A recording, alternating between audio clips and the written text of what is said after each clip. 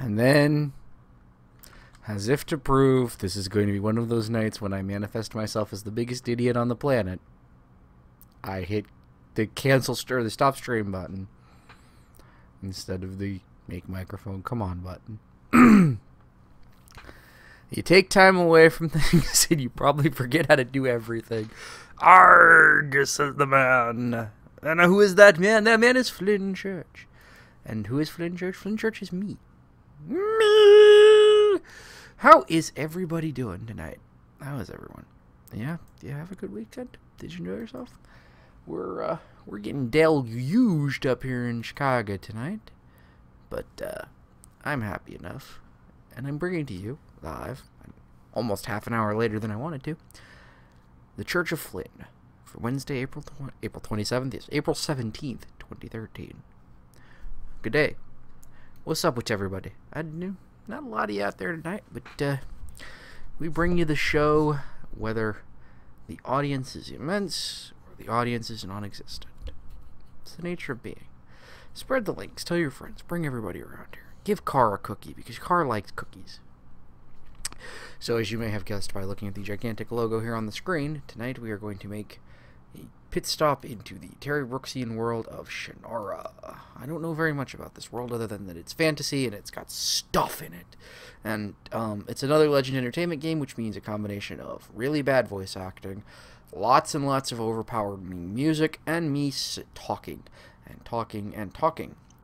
Now, this one came later. This was the third or fourth game in their short-lived adventure game franchises, adventure game series.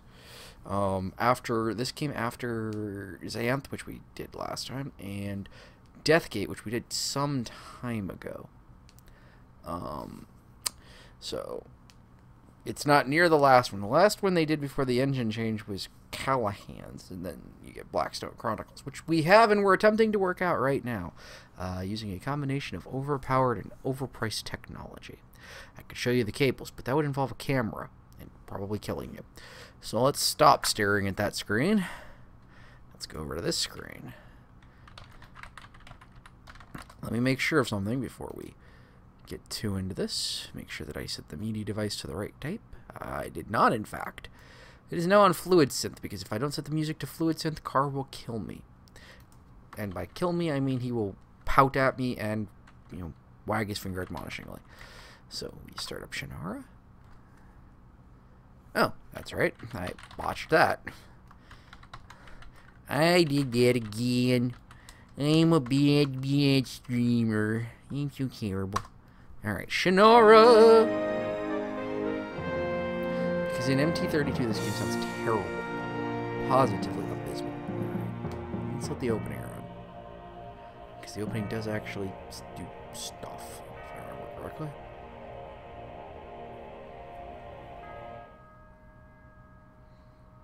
Or maybe it doesn't. Oh. In troubled dreams, you fly over the four lands, pulled by a relentless force. Money? Ahead of you looms a dark, ancient ruin. You feel yourself being dragged into darkness.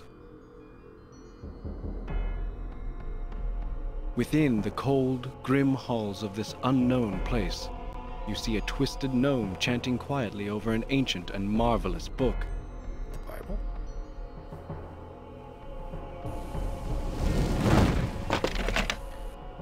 Oh, 1990s. Don't ever change.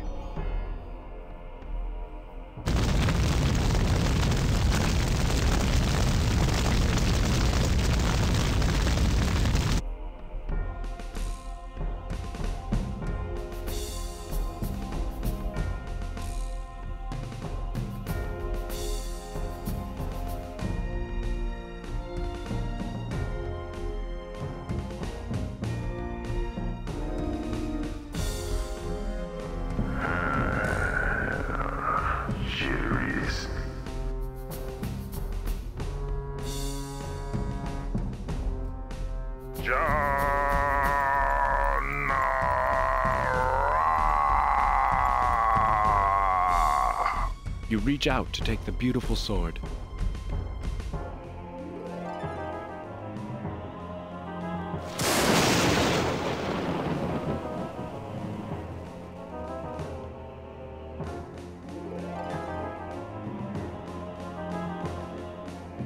You feel a great sadness and a sense of loss as the magical sword vanishes. Apparently you're the Grim Reaper. That's a nice way to start.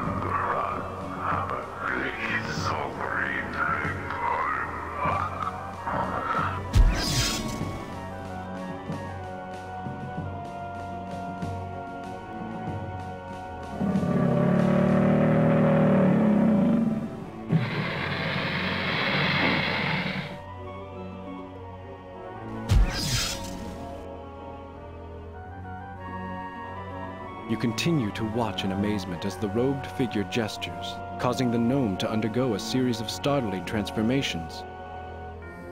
Startling in their low fidelity.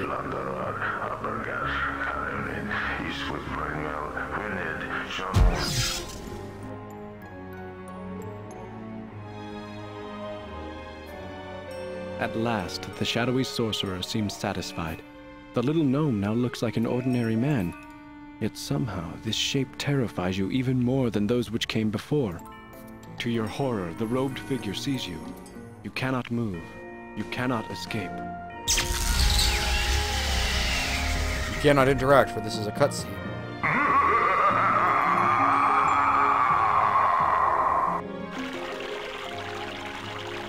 You left Shady Vale angry and upset after a fight with your father. I hope that some quiet time in your favorite fishing spot. You awaken with a start in the forest near Shady Vale. You try to recall the grim nightmare, but all memory of it has vanished from your mind as if something or someone has taken it from you. Alright, and here we are. Now, the first thing I always do with every one of these stupid games is cut the music volume, because it's always too damn high. The music rent is too damn high! Alright. Now, I will attest, as we get started here, that again, this is another series where I really don't know the source material. So, let's do what we do best. Guess. So this is me. Funny, I didn't think I looked like a really bad Patrick Swayze impersonator, but okay. Let's look at me. You are at full health. Oh, that's good. I'm glad I'm healthy. Apparently I'm carrying a kniff. A kniff. Your small hunting knife isn't much as a weapon, but it's certainly better than nothing. I'm guessing this means that it's equipped with and such. Take my journal. You pick up your journal and flip it open. Ooh, the Journal of Jack Omsford. Shady Vale. Had a fight with Dad again today. Shea said that I was wasting my time dreaming of adventure instead of getting work done.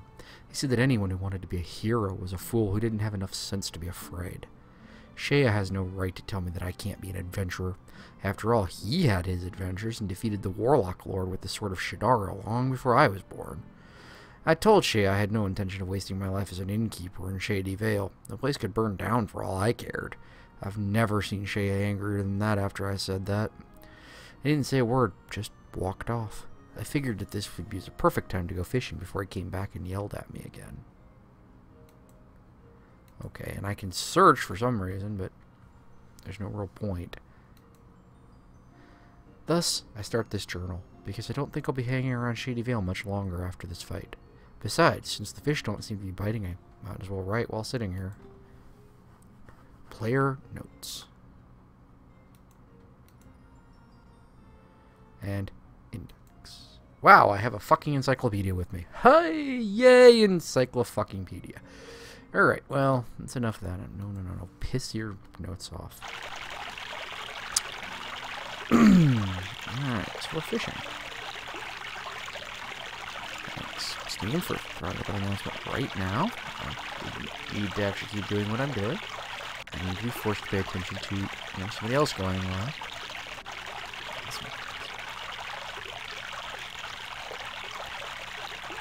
Your long, stout oaken fishing pole doubles as a walking stick. Well, at least I'm thrifty, I guess. The beautiful waterfall makes this one of your favorite spots for fishing and relaxation. Well, if this stick is not trying to drag my attention to it, you pick up this stick. 10,000 points. Let's take my fishing pole since nobody's supposed to be biting. You start to wander off in the woods, but suddenly catch a glimpse of a golden glint in the stream and decide to stay and investigate. You see a golden glint in the stream. It seems to be a reflection of something up in the willow tree. Well, what's in the willow tree then? Let's climb up there. You don't think you can climb this tree. There aren't any branches within reach. Can I move the branches? Move the... Oh, okay, so I can move them with something. Let's move them with a stick. You can't quite reach the branches with the stick. Can I move them with the fishing pole? You part the branches with your pole, revealing a bird's nest high up in the willow tree. It looks as though a piece of golden jewelry is hanging from the nest. Well, let's throw the stick at it. I want that. Bye-bye, birdie, bye-bye, bye-bye. You throw the stick, knocking the golden object out of the nest. You brave the icy waters of the stream to retrieve it. The stick falls into the stream and rapidly floats out of sight. The object is a golden locket shaped like a shield. It depicts a coat of arms that you're sure you've seen somewhere before. Interesting. Ah, fuck, frog!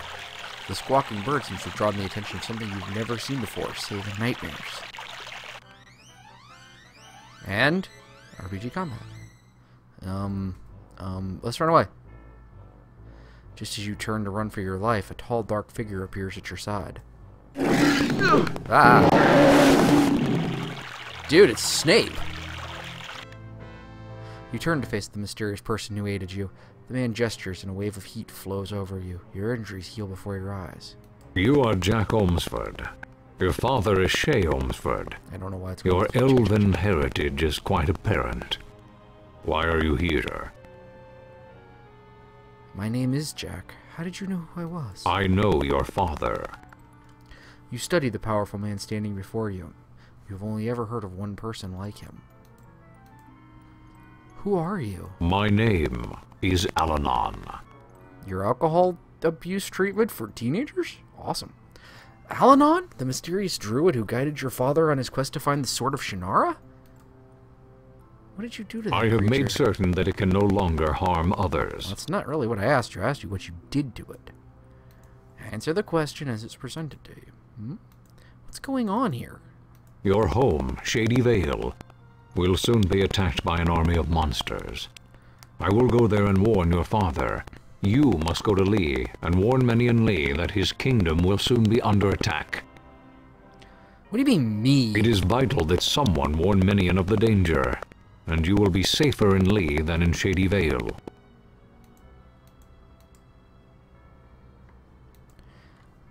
If my home is in danger, I should go there. You cannot be of any help there. Your father and I will defend Shady Vale. Who are you to give me orders? Who are you to question me, child? You know who I am. Alanon, the last of the druids. I could destroy you with a word. You will do what I say, because it must be done. And because right now you are the only one who can do it. Shady Vale will be the first point of attack, but they will advance on Lee soon. Unless defenses are prepared, the city of Lee will be overrun.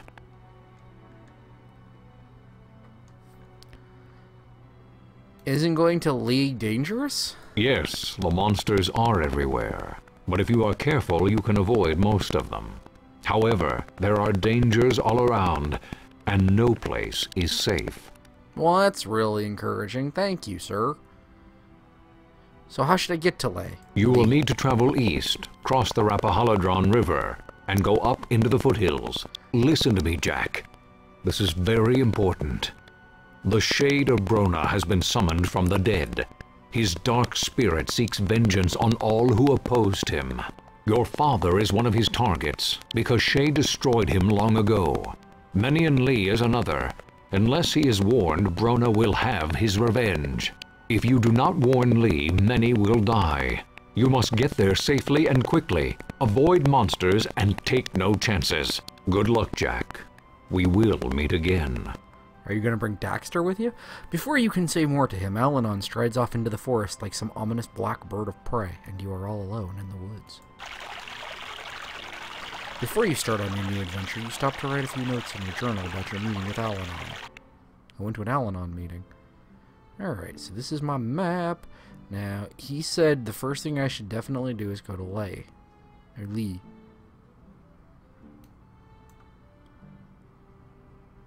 You are traveling through the forest. I'm gonna go this way, because I'm not sure where Lee is. He didn't really tell me. You hear something moving in the forest just ahead of you. You stand perfectly still for a few seconds, then cautiously slip through the trees. You have come to a small clearing. A beautiful young woman lies trapped under a fallen tree limb. Jack? Jack, is that you? A young woman is lying on the ground. She looks familiar, but you're sure you'd remember someone this lovely if you'd ever met her before. She also really doesn't seem very concerned for somebody who's been crushed under a tree branch. Don't you recognize me? I know it's been a few years, but I haven't changed that much, have I? Suddenly, it dawns on you. It's me, Shella. You know, Minion Lee's daughter. We used to spend time together when your father visited my father. Help me, will ya? I can't move this stupid tree. Yeah, okay, sure. I'll, push it. You put all your weight into moving the log, but your feet keep slipping in the turf. You need to find something you can use to brace them. Let's push this large rock. You strain against the rock and manage to move it closer to Shella.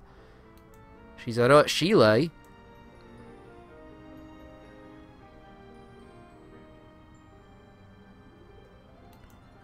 You can't possibly move that limb with the large rock. You need to, okay. How about I use the large rock with the fishing? Okay. Move the log with the fishing pole. You wedge your fishing pole between the rock and the tree limb and put your full weight on the pole. Suddenly, Shella grabs her bow and fires an arrow directly towards you! Oh no! I'm dead. Ah! Oh. Okay, I'm not dead. You hear a roar just behind you and turn in time to see a monster fall to the ground, slain by Shella's arrows. Man, I am a terrible hero protagonist. I can't kill shit. Everybody's got to protect me. I'm like the fucking escort in a VIP mission. Got him. Now we're even. You saved me, I saved you. What's going on here? I've never seen so many monsters in my life. You tell Shella what Alanon told you. Brona? But I thought your father destroyed him a long time ago. You never really destroy true evil, honey. Give the locket to Shella.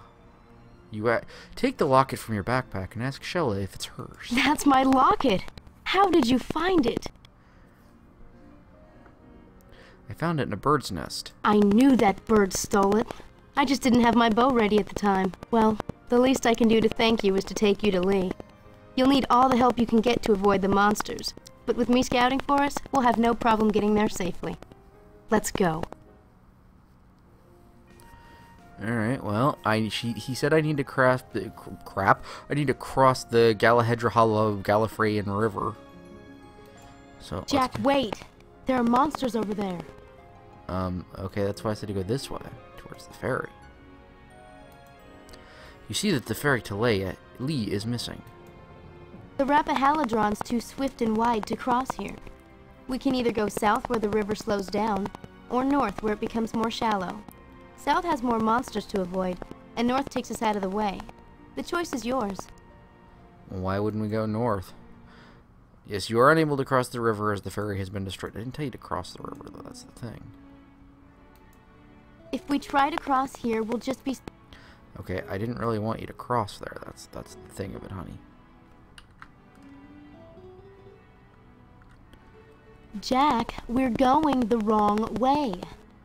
No, actually we're not. Okay, so we cross the... Whoa! Eek. Oh god, we've been attacked. Let's attack. Too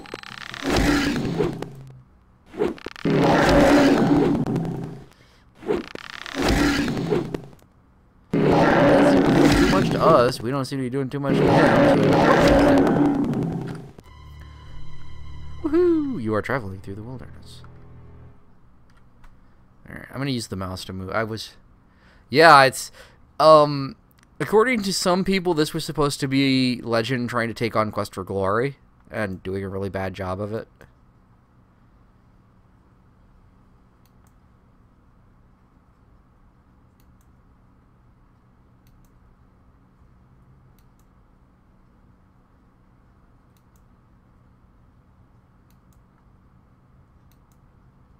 Sheila just stands there, refusing to go any further in that direction.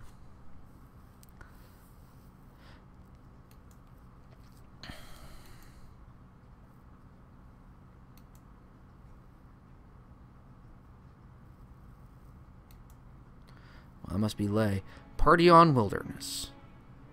Shella points to the walled town of Ley to the east.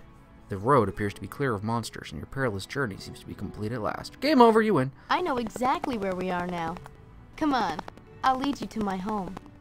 And then we'll fuck. I mean, we'll progress the plot.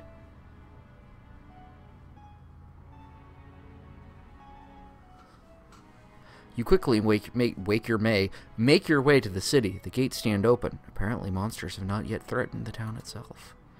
You have entered the Lee City Gate with Shella. A road leads north towards the Lee Mansion. Other roads wind toward the city. Princess Shella, you must go to the manor house as quickly as possible. What's wrong, Thomas? Your father has taken ill. Jack, we need to get home quickly. Father's never ill. Or at least he never admits it. Alright, well, I need to make sure that I've got some sticks in case, you know, I run into any cats. Alright. The cobblestone path leads from the gate to the grounds of Lee Mansion.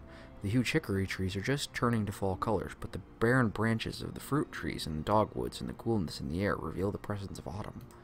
There's my house up ahead. Let's go. Okay, let's go! Greetings, Princess Shella. His Highness, your father, is ill and has asked to see you. Hello, Winston. How is he? Not well, my lady. The sickness came on suddenly and has hit him hard. He's in his chamber. We'll go see him right away. Come on, Jack. My father's room is upstairs. Okay, well, let's go upstairs. Whee! The smell of medicinal herb fills the air of King Menland's bedroom. Shella rushes to the side of her father's still figure. Not animated, of course. Also, am I wrong, but if this is about his knee, wouldn't his arms hang down to his ankles? Proportionality, when it's off, it's an ugly thing to see. Diddle-dee-dee-dee. Father? Father, I've returned. Father, please, can you hear me? It's Shella. I've come home. Oh, Jack, he's not responding. I've never seen him like this before. What, in a bed? Neither have I. The man lying on the bed looks like a pale shadow of the dynamic King Menland you remember from your childhood. The pan is filled with an assortment of aromatic medicinal herbs in boiling water. Apparently someone is making soup. Soup. Nom nom nom nom nom. The teacup is empty, save for the dried remains of some tea leaves or herbs at the bottom. Let's take it, because it seems to want me to. You take the teacup. What do you want that for? It's just a teacup. I thought it might be useful. There are plenty of other teacups around here. Well, fuck you, I took it. Fuck you, I took the teacup because that's what I wanted to do. Look at the gargoyle. Carved figures of dragons adorn the foot of Menland's bed. You said that's a gargoyle, not a dragon. A large shield crossed by a sword is the sole martial decoration in King Menland's bedroom. What are you doing with that? It may be useful later. It's useful right where it is. It's helping my father to breathe. No, actually, it's just kind of sitting there. Whatever. I've never seen a sickness like this before. Neither have I. It doesn't seem natural. Well, most... Yeah. Alanon said that Menland would be in danger from Brona. But how? How could Brona have done this? Well, if Brona came back to life, then I think all bets are off. How do we warn the city when King Menland can't hear us? We warned Thomas. He'll tell the rest of the guards. Did we? Maybe we should just let him rest. I guess so. It's just that... Never mind. I'm just worried about him. What am I saying? Menland. No, I'm pretty sure I'm saying Menlin. Because, oh, that's Menian. Menian. Okay. Sorry. I prefer Menlin. It makes more sense. Menian sounds like I'm saying minion. But whatever. Okay, well, let's go. Let's talk to Thomas, the fop. What happened the night the King Menian fell ill? I don't understand the question, sir. Where was King Menian when he fell ill? The king was in his chamber reading a book. It is his usual custom to read before going to sleep. Who discovered he was ill? I did, sir. It is my job to make certain the king has everything he needs before he goes to sleep. I knocked lightly on his door, but he did not answer. I assumed he was sleeping and entered to turn down his oil lamp. I found him extremely ill. And masturbating furiously. Did he have anything to eat or drink before he became ill? He had supper several hours earlier, but no one else has become sick. The only other thing he had that evening was his tea. What was for supper? Cornish game hen with rice dressing, green leaf salad, and broccoli and butter sauce. Broccoli and butter sauce. Ugh. You put cheese on broccoli. Or hollandaise if you're really kinky. What did he have for tea? I brought him his usual sassafras tea. Are you sassafrassing me? What? Who else was at supper? Just King Menian and the staff. It was a quiet evening meal. Thank you, Winston. Very good, sir. No, not very good, but whatever. The potpourri has a rich, spicy smell. I think I'll just take it. Wink. You pick up the small chest and put it away. You know, sometimes I wonder about you when you do these things. Hey, I'm an adventurer, honey. It happens. Animated book, take a look. It's in a book. It's reading in a game. I am not going to take the time and the effort to read that stupid book. The ornately carved chair is padded with velvet-covered cushions. A lot of gargoyles. Lot of gargoyles. The monarchs of Lee have always prized literacy. This collection of books has taken generations to build and completely forget about. It's just an ordinary-looking gray rug. Let's go back into the... Where's the guy who was just here? Where'd he go? Weird. You see a hole in the ground where a plant has recently been dug up. The stake nearby identifies the missing plant as sassafras. You peer into the hole and see a purplish stain where the roots have been pulled out of the ground. Sheila tells you that sassafras roots are generally brown, and she surmises that the gardener must have been growing something else here. So where is the gardener? The rocks encircle both the fountain and the small herb garden. The landscaping rocks are too heavy to carry. Cherubs hug the center of the dry fountain. The water has been let out in preparation for the winter. I think I'll pick some garlic. You tug on one of the plants, but it stubbornly refuses to come up out of the ground. You crush one of the stalks between your fingers and are rewarded by a full dose of the distinctive aroma. Let's cut the garlic with the knife. You cut one of the stems and then toss it to the side. Well, that's nice. Thanks for not actually taking it. Asshole. The twisting branches of a dogwood tree have lost their leaves in anticipation of winter. Most people I know get naked for summer. Alright, Winston. How is King Menian, Your Highness? I'm afraid he's quite ill. We're going to see the herbalist. Are we? I hope he'll be well soon. Thanks, Thomas. I had no idea that's what we were going to go do.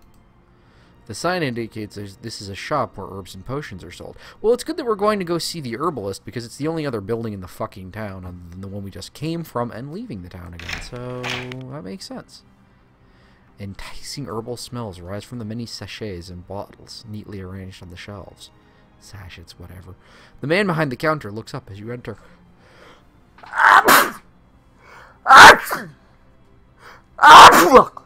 Ugh, well, time to go wash my hands.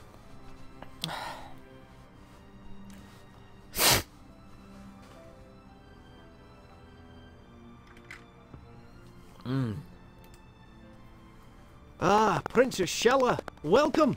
Welcome, both of you! Now, how may I help you? Hello, Jonas. My father is ill and we need your help. I'll be happy to do whatever I can for you and your father. Could you drop that terrible accent? And maybe push your eyes back up your forehead? Also, my name is Jonas, and I'm Marion the Whale. Thanks for all you've shown us. Blah, blah, blah, blah, blah. Sorry. How much do you know about illness? Well, quite a bit. And yet I've never heard of an illness like King Minion's.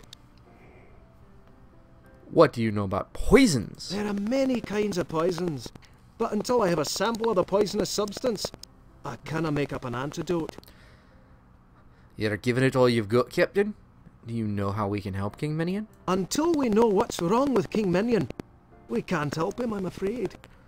Thank you for your help, Jonas. I'm always happy to help. I just wish I could be more useful right now. Well, you could get your eyebrows fixed. That'd be really nice. Here, have this teacup. This is quite odd. The leaves in the cup smell like sassafras. Let me test this feather. You taking it back to the CSI lab? The herbalist puts a few drops of liquid into the cup. Then he looks through the big book on his table. Ah, I suspected as much. This was made from the leaves of the dread dyer. What's that? It's a plant in the sassafras family, but extremely rare and extremely poisonous. It produces symptoms exactly like King Minion's. Is there an antidote? I can make one up. Let me look in my book here. Here it is. Yes, oh no. I'm out of some of the ingredients. Well, I need some dogwood flowers, some cloves, and, oh, yes, I'm out of charcoal. But dogwood trees don't bloom this time of year. Well, that is a bit of a wee problem, isn't it? Still, I can't make the antidote without dogwood blossoms. You'll just have to find a way to get some. You're an asshole. Well, you're just gonna have to go fucking figure out how to find some fucking dagwood blossoms. Some dagwood blossoms. And if that involves fucking about with time and space, well, that's just what you get today. The label says that it cures hives and stomach ailments. The oil lamp provides the sole illumination for the shop. I'll just be stealing this. You can't seem to dislodge the lamp from its holder. A quick glance inside the chest reveals that it is empty. Judging from the strong odor of eucalyptus, this heavy wooden chest at one time probably stored herbal remedies. This is a stout, solid chest, much like your companions. You find nothing useful in the chest. The labels on the various containers are all pretty much meaningless to you. The ornate wall decoration is a testimony to the skill of a woodcarver in days long past. This flask contains some sort of powder that has an extremely unpleasant smell. You pick up the flask and are overwhelmed by the vile fumes. Hastily, you put it back where you found it. As soon as you pick up the bottle, your hand begins to itch. When you set it down, the itching stops. You decide to quit while you're ahead and leave the bottle where it is. The bottles are filled with chemicals. I'll just take some. You pick up a few bottles and then suddenly realize you have no idea what they're used for. Sheepishly, you return them to the shelf.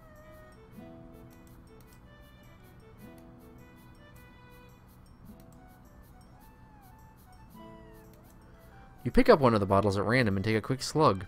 Nothing seems to happen, so you replace it on the shelf. This bottle is labeled Turner's Plant Potion. The label says that it will greatly enhance plant growth, encouraging new leaves and blossoms. Let's yoink that. What are you doing with that? I think I can use it to help King Minion. Oh, there's not much left of that.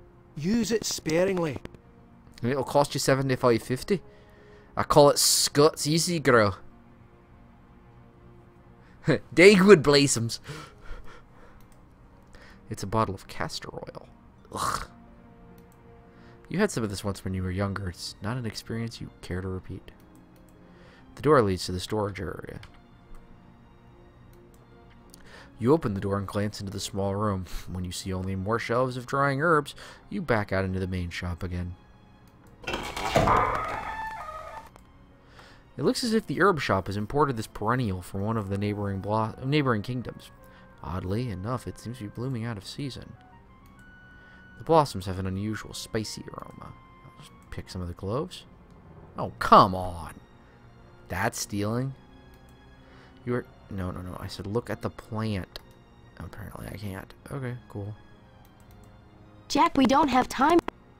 Well, I gotta get rid of him, so, you know...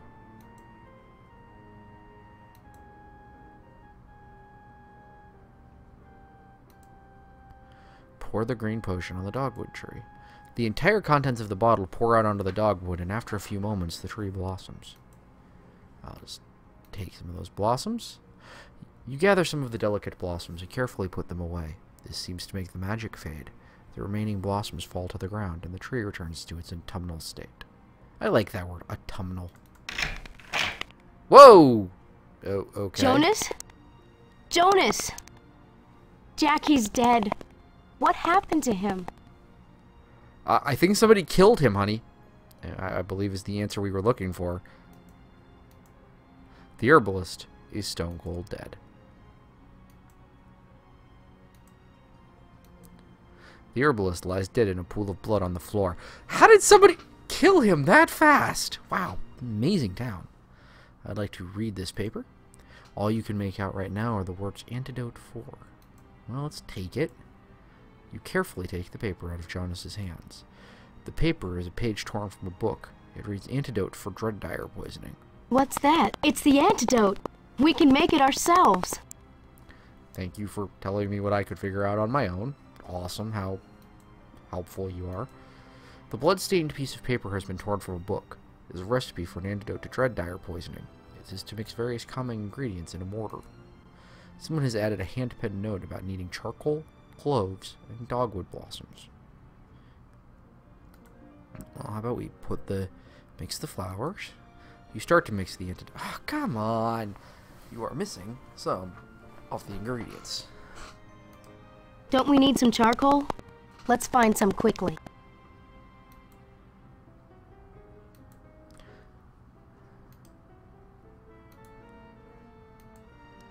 The chest holds some cloves, cinnamon, and some dried rose petals, all mixed together with an assortment of aromatic herbs. Well, there's our cloves. It's just an old empty wine bottle. Let's take it, because we pick up the old wine bottle and discover that it's empty. It's rats. You put it back down on the floor again. The little bags of herbs are used to dry the herbs, freshen the air, and occasionally to flavor a stew. Stew? Alright, well. Hey, Thomas. Jonas is dead, yo. Thomas! The herbalist has been killed! Jonas dead? How? Somebody killed He him. was murdered! Oh, thanks for saying what I was already thinking. Did you see anyone going into the herbalist's shop earlier besides us? I noticed the new gardener from the manor house going there earlier. Did anyone see the gardener leave? Yeah, he went out the gates. I tried to tell him about the monsters, but I don't think he heard me. He just smiled. Oh, you are the most ineffectual guard I've ever met since the last time I played Discworld. Did anyone visit the herbalist after the gardener? You two are the only other people that went in there today. So you're guilty of killing the gardener. Yay! Did you notice anything suspicious about the gardener? He's definitely a shifty kind of guy. I don't even know his name, and I make a point of knowing who's who around here. Did you know Jonas the herbalist personally? We were well acquainted. I'll notify his family. Who live in the same building, so they kind of already know, but, you know. I do like to be thorough. Did you notice anything strange earlier? It's my job to guard the gate. I don't pay attention much to what's going on anywhere else in town. Oh, so you're the kind of guard that people like Garrett and Thief would just be like, oh, hello, Shiv. We'll talk more later. Alright, so I need charcoal. Where am I going to get charcoal? Winston, how is my father now? Not good. He's become feverish. Does the herbalist know a cure? The herbalist is dead. He's been murdered. No, you must do something, Your Highness. Can I teach you what cadence is, maybe? Because you're really bad at it.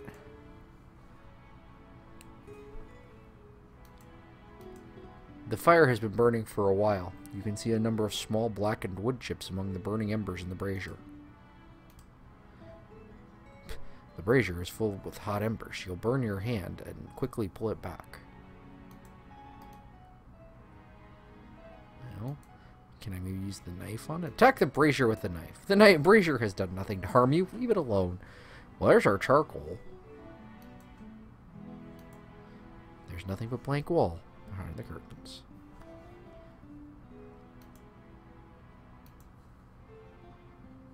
Pour the steam pot on the brazier.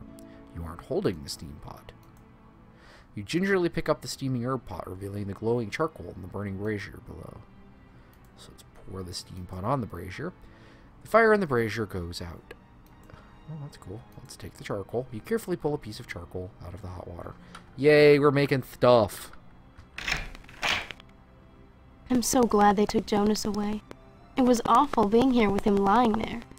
The bloodstain doesn't bother her nearly so much, though. Mix the charcoal with the pestle.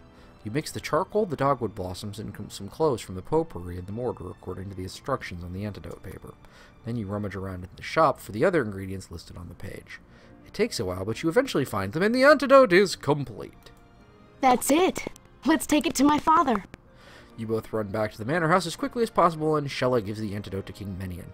His body is rigid, and she can only get him to swallow some of it before the rest spills out of his mouth, and you lose the quest. Nothing's happening. You don't think we're too late, do you? One of the servants shows you to your room and brings you something to eat. You spend a restless night worrying and wondering whether King Menion will live. It is nearly dawn before you sleep. You awaken to a knock on your door. Winston stands there with a smile on his face and his dick hanging out of his pants. Master Jack, King Minion wishes to speak with you now.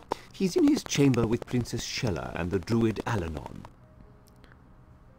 You race to King Minion's bedroom, which is about 8 feet away, so you run into a wall, slide down the stairs, and break your neck. The sound of Sheila's laughter greets your ears as you enter to see King Minion looking healthy again. He looks like Jesus Christ mixed with Chris Christopherson. You are surprised to see the dark figure of Alanon standing beside the bed. Alcoholism comes to us all. Jack, come in. I must thank you for saving my life. Because I like Shella told me everything. It's awesome. After all the times I got your father out of trouble, you turned around and saved me. Tell Shay about that when you get home. Jack isn't going home from here. He needs to go to Tircis to get the sword of Shannara. Jack is about the same age you and Shay were when the two of you journeyed to face the Warlock Lord. But we were young fools with no thought of danger. You need experienced adventurers like Shay and myself for such a dangerous mission. Shay needs to defend Shady Vale, and you need to protect your kingdom. You are no longer a heedless young prince. You are a king, and you have your duties. Jack must go to Tircis and warn King Balinor. I must go to the Valley of Shale and speak with the Shade of Bremen. I will meet Jack in Tircis. You don't mean to send Jack off by himself? I'll go with him. No. Father, Jack and I have already proven that we make a good team. We got here safely through all those monsters, and we made an antidote for your poison. Besides, when you trained me, you said I was almost as good with a bow as you were. No, I will not allow you to go. This isn't some jaunt in the forest. It's a perilous and deadly mission. If Shella is indeed as good as you were, Jack will need her help. No, Alanon. She is my daughter, and I will not lose her. I will send my best soldiers. Father, please. Shella, you will not go. Then you will all excuse me. Jack, I'll see you later. Shella leaves the room rapidly, barely preventing herself from slamming the door behind her. Here's a story about Jack and Shella. Two fantasy kids going on an adventure. Bow, bow, bow. Everybody clap.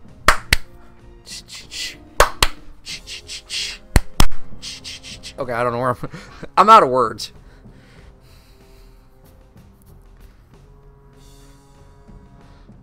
I keep wanting to call her Daxter, too. Well, I'm going this way, because I don't give a shit. Thank you for your aid in restoring our king. Lee's monarch still reigns because of you. Well, that's awesome. Thanks, dude. Shella steps out from behind the fountain. She is naked. Jack, there's no way I'm gonna let you go off into danger without me. You're gonna need my help. Honey, I never said no, so welcome aboard. Oh! What the merciless fuck was that? Thomas, we need to get outside the gates. I'm sorry, Princess Shella. My orders are that no one leaves Lee right now. Jack has to leave. It's critical. I can't let anyone out without command of King Minion.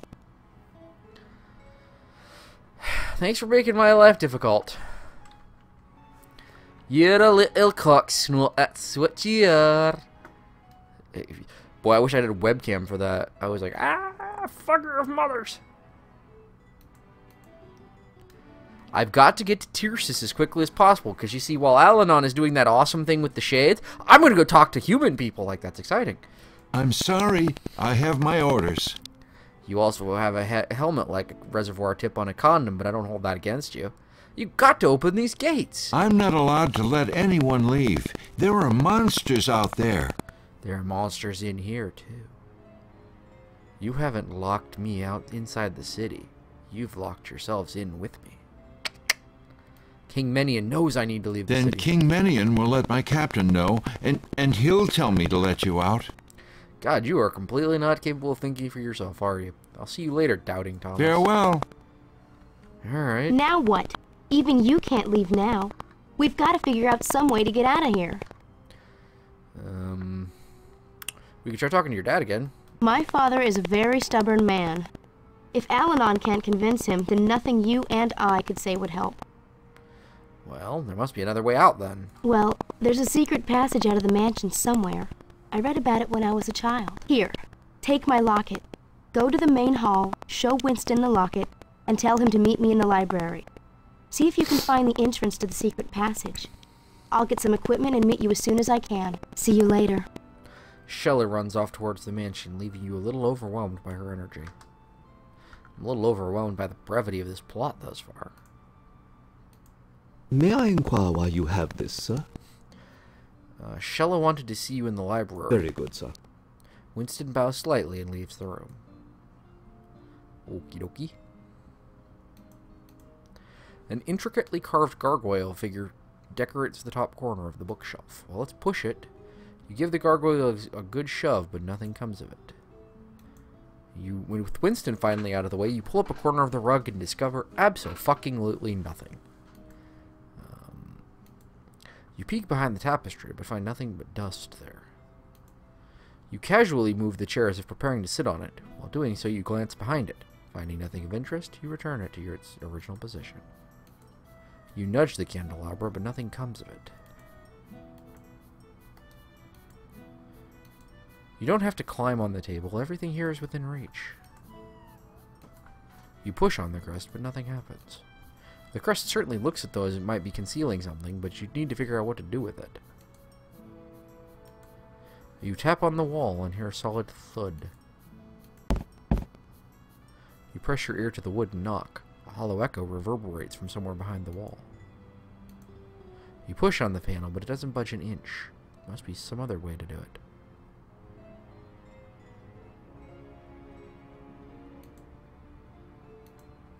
The monarchs of Leia have always prized literacy.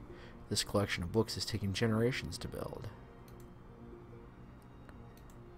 You can't find a place on the crest that the locket will fit, but while you are looking at it so closely, you notice that the dragon's eye just above the crest is exactly the same shape as the locket. Well, that's a giveaway and a half, thank you. Put the locket...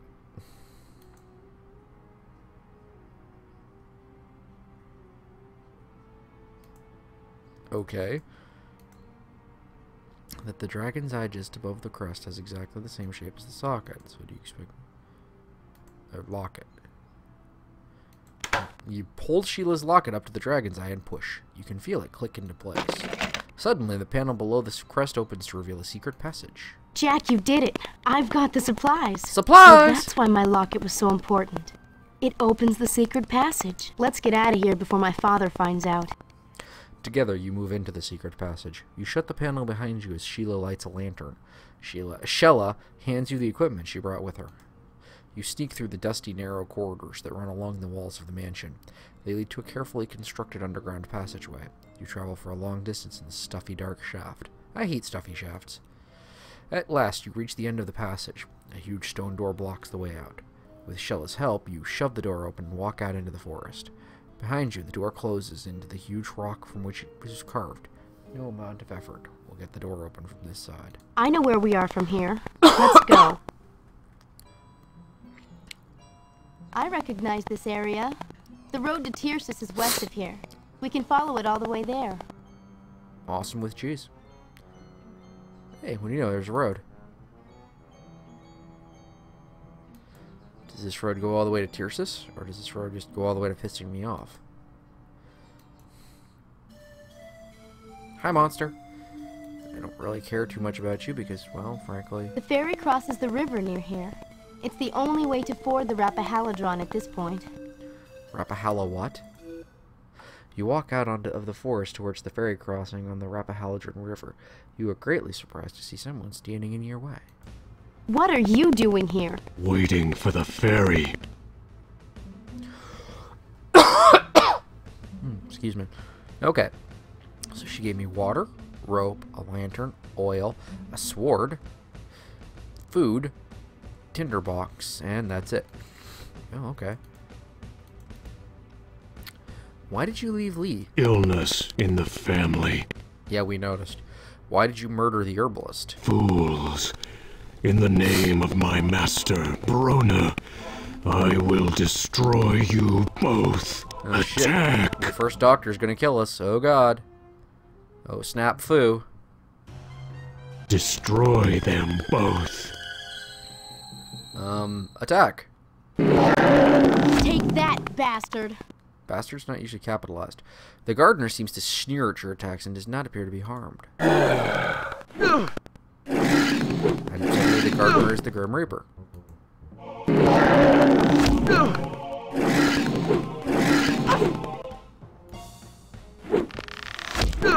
Oh shit, I'm dead.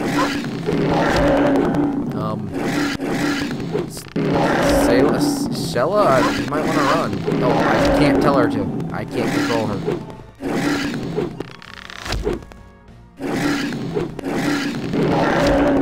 I have absolutely no control over her at this point. When we meet again, you will die. I kind of already did. He just disappeared. Well, that's good. How am I? You are badly injured.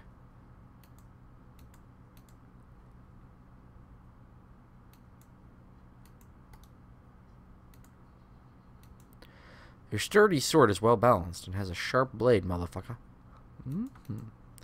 The twisted scrub oak still retains some of its leaves. The ferry docks are crudely constructed, but seem sound.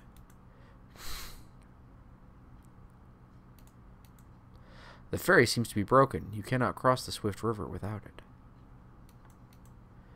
You see a solid wood wheel bobbing in the current. A rope tied to it from the far dock has kept it from floating away down the river. Can you get your rope out to it? You cast the line into the river several times before you finally manage to snag the rope and pulley and pull them into shore. You've got it. Now let's fix this ferry. Alright, so, well, let's cross the ferry.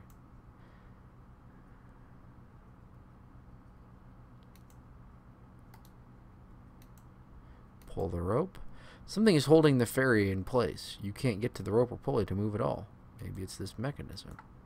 You've managed to put the pulley system for the ferry back together. It should work properly now. Then why doesn't it?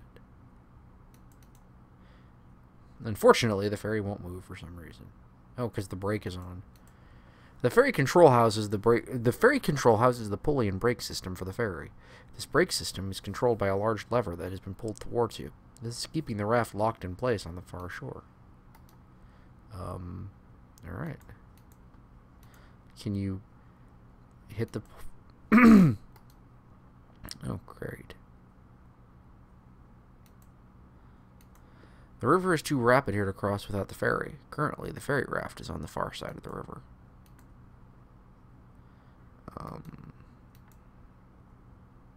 Sheila, brake. Sheila, look at the brake.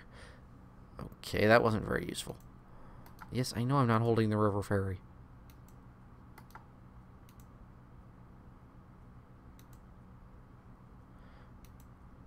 Show the brake to Sheila. She does not respond. Wow, you're useless. Thanks.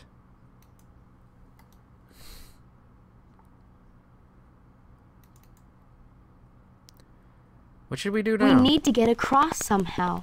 You're a fucking genius. I'll be okay. He must have used magic. He's gone. You are an absolute fucking genius. The bush is gnarled and twisted, but seems to be healthy.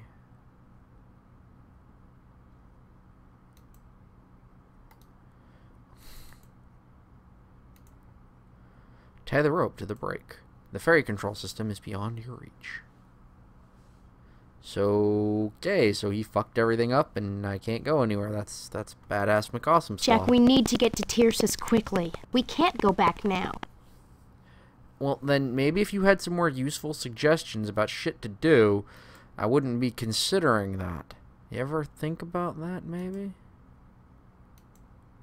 You take a surreptitious nibble. Okay, apparently that's not how I get myself healed. Let's climb this tree. Branches don't look like they would support your weight. That's probably very, very true.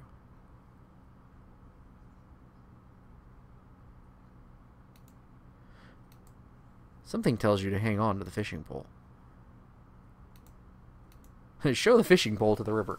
You are not at all surprised when the river shows no reaction. I don't know what I was really expecting.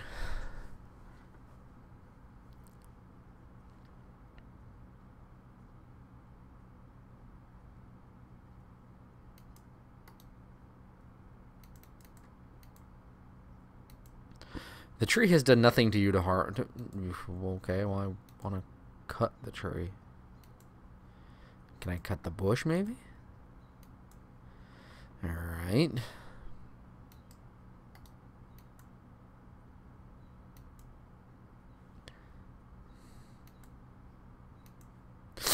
Yes, I know, the brake is on.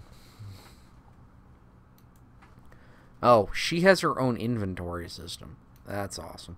Sheila, shoot the bow at the brake. That's an easy shot for me. Then just fucking do it! Sheila casually pulls back on her bow and takes aim. Her arrow flies straight and true across the river and releases the ferry brake, damaging it terribly. You pull the ferry easily over to your side of the river. As you board the ferry and start to haul your way across the swift waters of the Rappahalladran River, Sheila watches the bank behind you. Jack!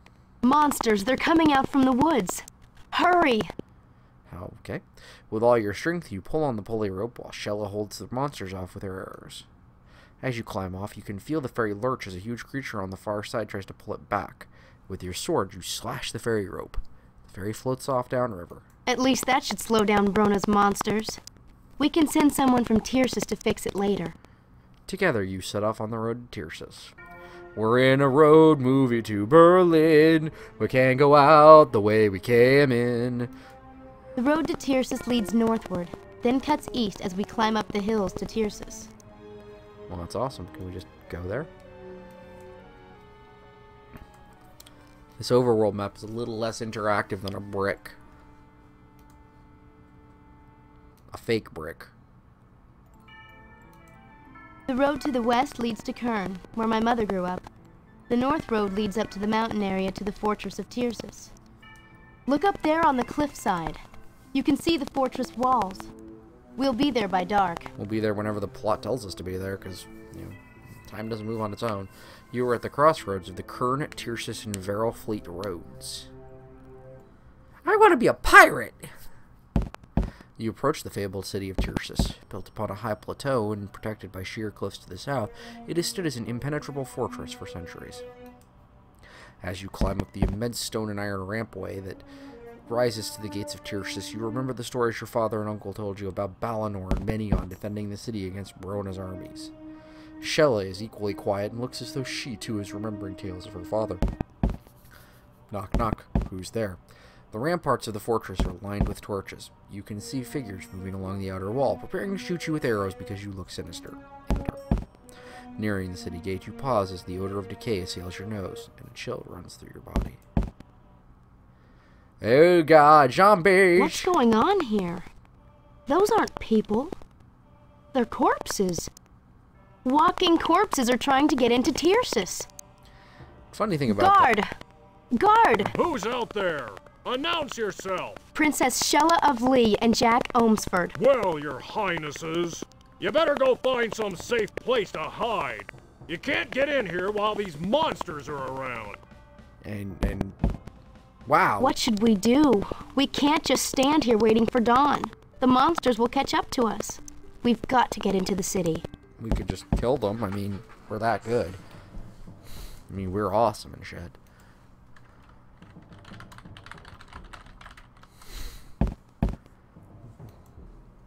The rocky path you stand on is the end of the steel and stone walkway, which provides the only access to the fortress. You can't even see the bottom of this crevice. You cautiously take a step back from it. You can't get near the bell without going past the walking corpses. Something tells you that would not be a very good idea. The emaciated creatures look like corpses that have just risen from their graves. They pound on the walls with single-minded determination, ignoring you as long as you maintain your distance. Okay, why does give suddenly become the word when I do this? Attack. Oh, whoops. That's probably a bad idea. Look out! They're attacking! Yes, that's why I said attack. Alright, your order is to attack.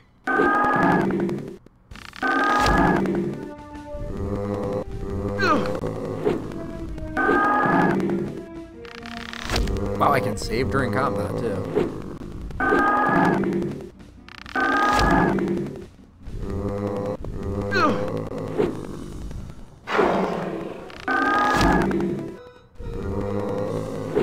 I like how it's got that little sliver of health and makes all the difference in the world. Oh. Although you have managed to destroy 2 of the Walking Dead, more quickly arrive to take their place. You motherfuckers that are fucking mothers. I have Lord of the Rings 1 and 2, chapters 1 and 2, in an Interplay box set. I just, you know, I've never played them. The enormous walls which surround Tyrsis have withstood many an army over the ages. Right now, they have been oiled down to prevent the zombies from climbing over. Yeah, aren't they terrible?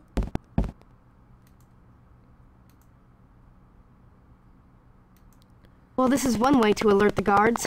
Here goes. Guard! Guard! What is it now?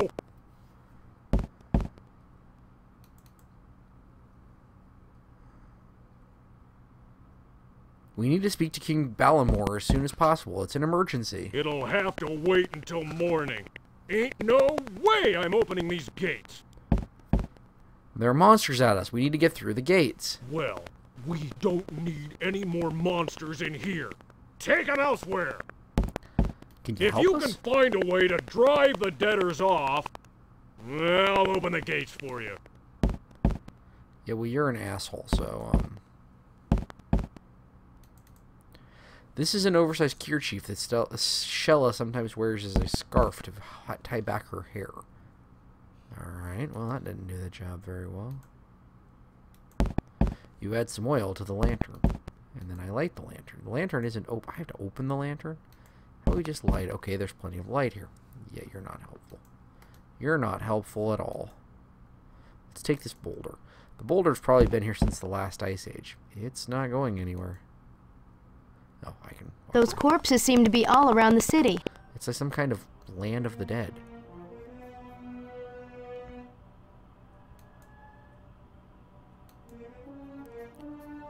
Looks like the cliff's too steep to go any further.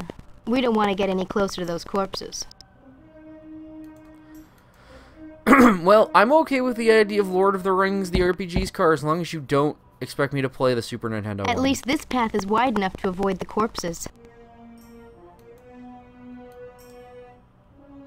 What have we here? Finally, a place with no walking corpses.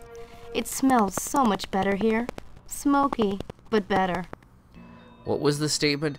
That's the only game that you can defeat as a couple of nameless hobbit children and Pokey the Pony?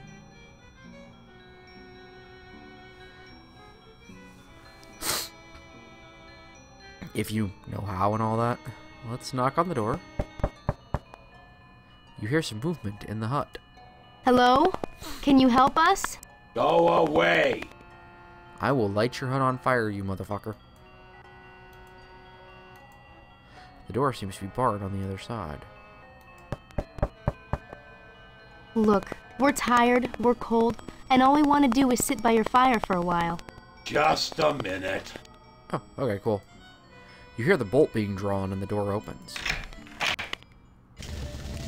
Hey, Gimli. You must bend over to enter the small hut. It's cramped inside, and you and Shella kneel on the earthen floor.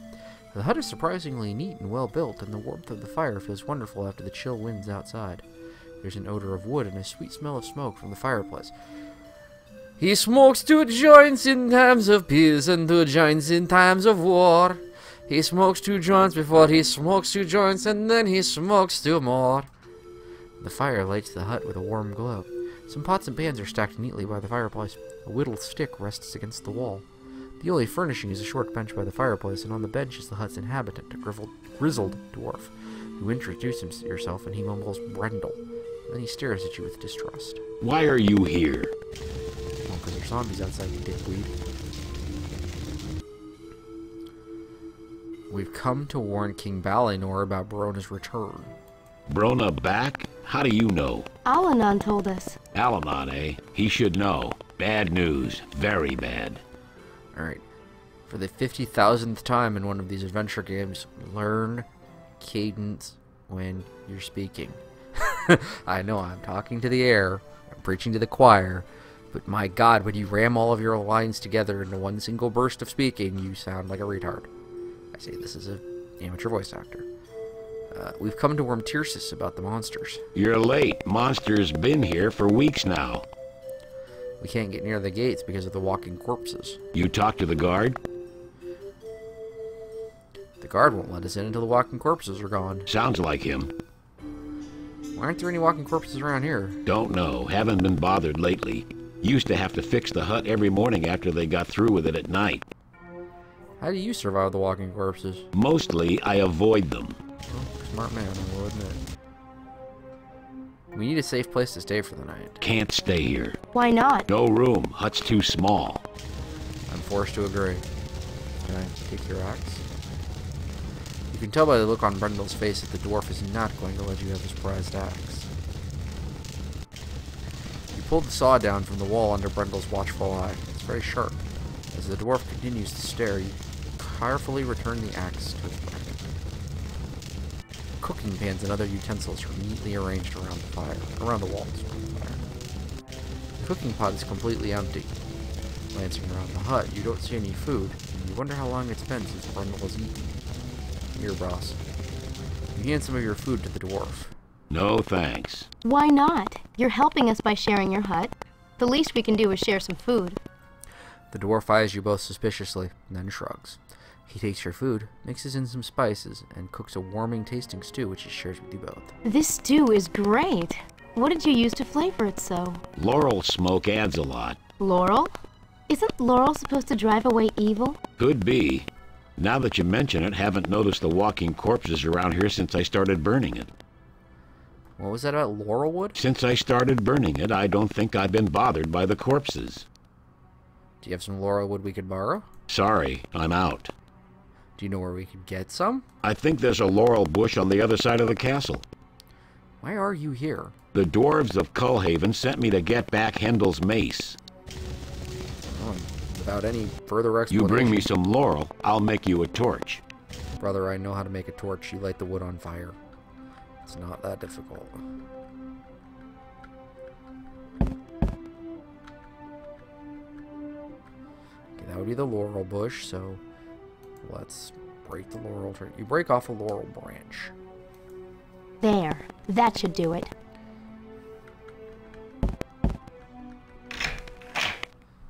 There you go. You find some wood? I got plenty of wood for you, big boy. I'll use these branches to make a torch. You can use it to drive off the walking corpses and get into the city. Why don't you come with us? Can't get past the gate. Why not? Guard won't let me in. We'll try to talk him into it. Besides, if this doesn't work, we could use your help. All right, here's the torch. Let's go. The walking dead seem to be avoiding you. As you bring the laurel torch near the walking corpses, they seem to paw at the air around them and then move off. Yes! That did it!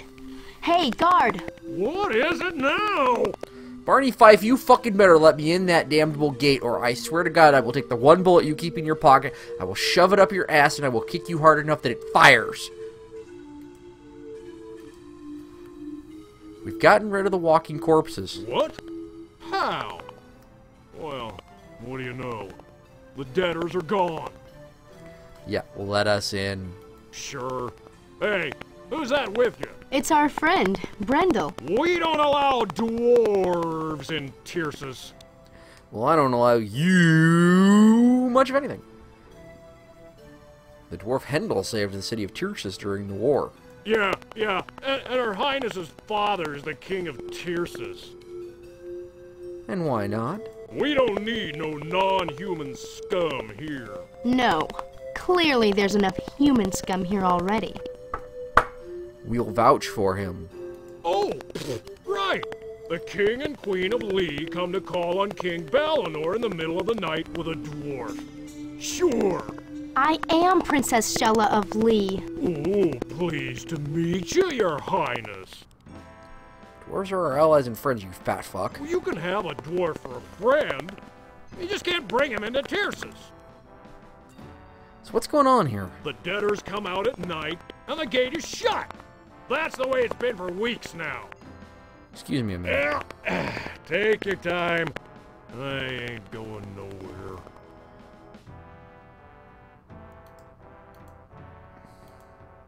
Show me your locket. The guard pays no attention to the locket, claiming it to be an obvious forgery. Well then, you are a fat fuck of fuckers. Can't believe Tirsus has turned against dwarves. You can see for yourself. It's important these two see the king. Open the gates. I told you, no dwarves! What's going on here? Figured this would happen. Hey, guard, you gonna let us in? Go away! What do we do now? You two go in. I'll go back to my hut. No. We said we'd get you into the city. We could talk to King Balinor about this. Yes. I'm sure he'll do something about this. It's an idea. We could figure out some way to get you in the gates. Look, it's late. I need some sleep. Maybe I'll see you again sometime. Alright, good night, Brundle. Jack, Brendel, can't we work this out? Some other time, maybe. So, guard, you gonna let these two in or not? No, N-O, no dwarfs! They aren't dwarves. Okay, you two. In. Dwarf, you try anything, I'll put a crossbow bolt into you quicker than I can look over the top of you. Goodbye. For now, Brendel. Bye. Oh, yeah, and thanks for trying. Fantastic racism, ladies and gentlemen! You make your way through the darkened streets of Tirsus. Even inside the fortress, walking corpses try to attack you. They're quickly driven off by the smoke from your torch, which burns infinitely, of course, because, you know, the plot demands it. You cross the bridge of Sendik, which reaches from the lower parks to the main gates of the castle. Below you is the vault of the Sword of Shannara, aglow with a strange burning light. As you look down at the tomb, you can see walking corpses approaching their vault. They gather around it like moths circling a flame. At the gates of the castle, the night guard lets you both inside. You are shown a place to stay. In the morning, a servant takes you to see the castle overseer, the seneschal. You wish to see King Balinor Buchanan? I'm afraid the king is far too busy to see just anyone who wanders into Tirsus in the dead of night without proper escort or writ of passage. You two may not have noticed, but Tirsus is in a state of emergency. If you'll declare your business, I will judge if it is of sufficient value to disturb His Majesty. The dead of night? I see what you did there. Ho, ho, ho.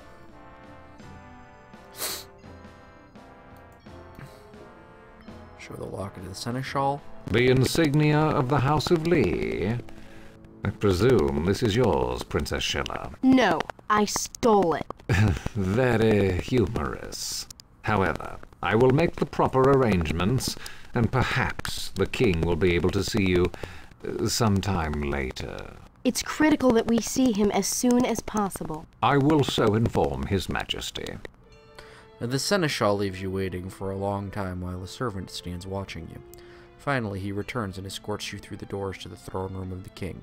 He announces you to King Balinor, bows, and exits. So Brona is behind this rising of the dead. When Shay destroyed him long ago, we hoped the Warlock Lord was gone forever. Each night, for weeks now, the risen dead roam the streets of Tirsus, attacking everything. The Border Legion defends the weaker sections, but much of the city is still overrun. When a guard dies in battle, he rises again as a walking corpse, and our guards must fight the bodies of fallen comrades. It seems hopeless.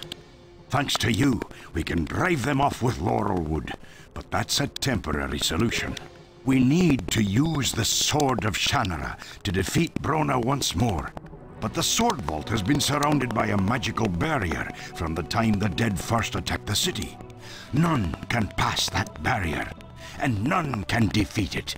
Our only hope is that Al-Anon will arrive soon and find a way for you to regain the sword. But Al-Anon's journeying to the northeast. We don't know when he'll get here. We can't just wait for him. Princess Shella, you and Jack Omsford seem to be the pawns of destiny against Brona this time. Do whatever you think is necessary to regain the Sword of Shannara. I have vital business with the Parliament for most of the day, so you will be on your own. You must forgive me, for I must return to my duties. I will speak with you both later. You both bow to His Majesty King Balinor as you leave the room, stumbling backwards like... His Majesty has given you permission to wander through Tyrsis unescorted and unsupervised. I suggest that you refrain from random pilferage and destruction. Okay. We are interested in seeing the library. Through the door on your left is the Royal Library of Tyrsis. You do understand that a library consists primarily of books. I would hate for you to be disappointed.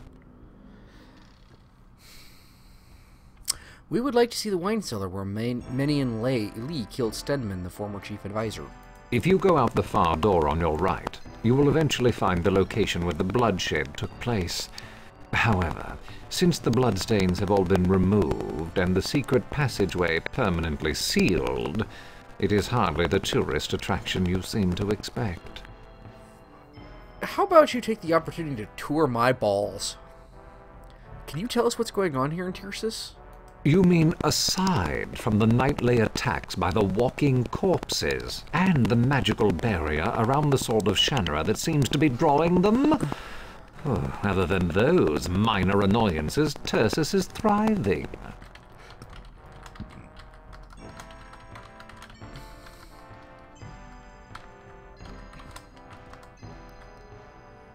Alright, well, you're an asshole, but, well, you're my asshole, so... Wait, no, you're not my asshole.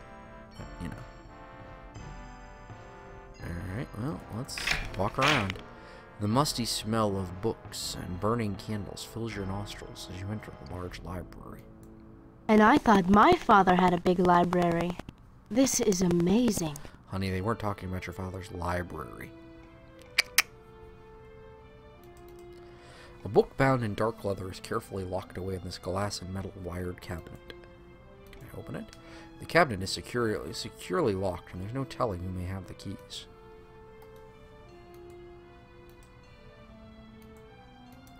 The books here have titles ranging from arms and armories to zoology. A person could spend an incredible amount of time studying here.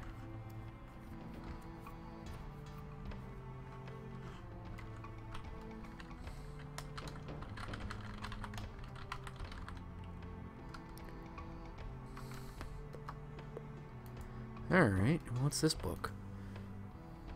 Animated! Yay, because that's necessary! Hendel. Yep, Hendel's a dwarf, alright. The Great War of Tyrsis, being an account to the last war of the races, the deaths of King Roar Buchanan and Prince Palance Buchanan, and the fall of the gates of Tyrsis. I'm not gonna fucking read a book about the fucking... Doesn't that look like a picture of Brendel? The caption says this is a drawing of Hindle. Do you suppose they were related? There's certainly a resemblance. And their names rhyme, too! The library wall is adorned with a detailed, lovingly crafted map of the four lands. So we're here. That's Lee. That's Shadyvale, Cullhaven, the Hall of Kings, Druid's Keep, Arborlorn. Arborlorn, the land of the elves, lies to the northwest of Tyrsis.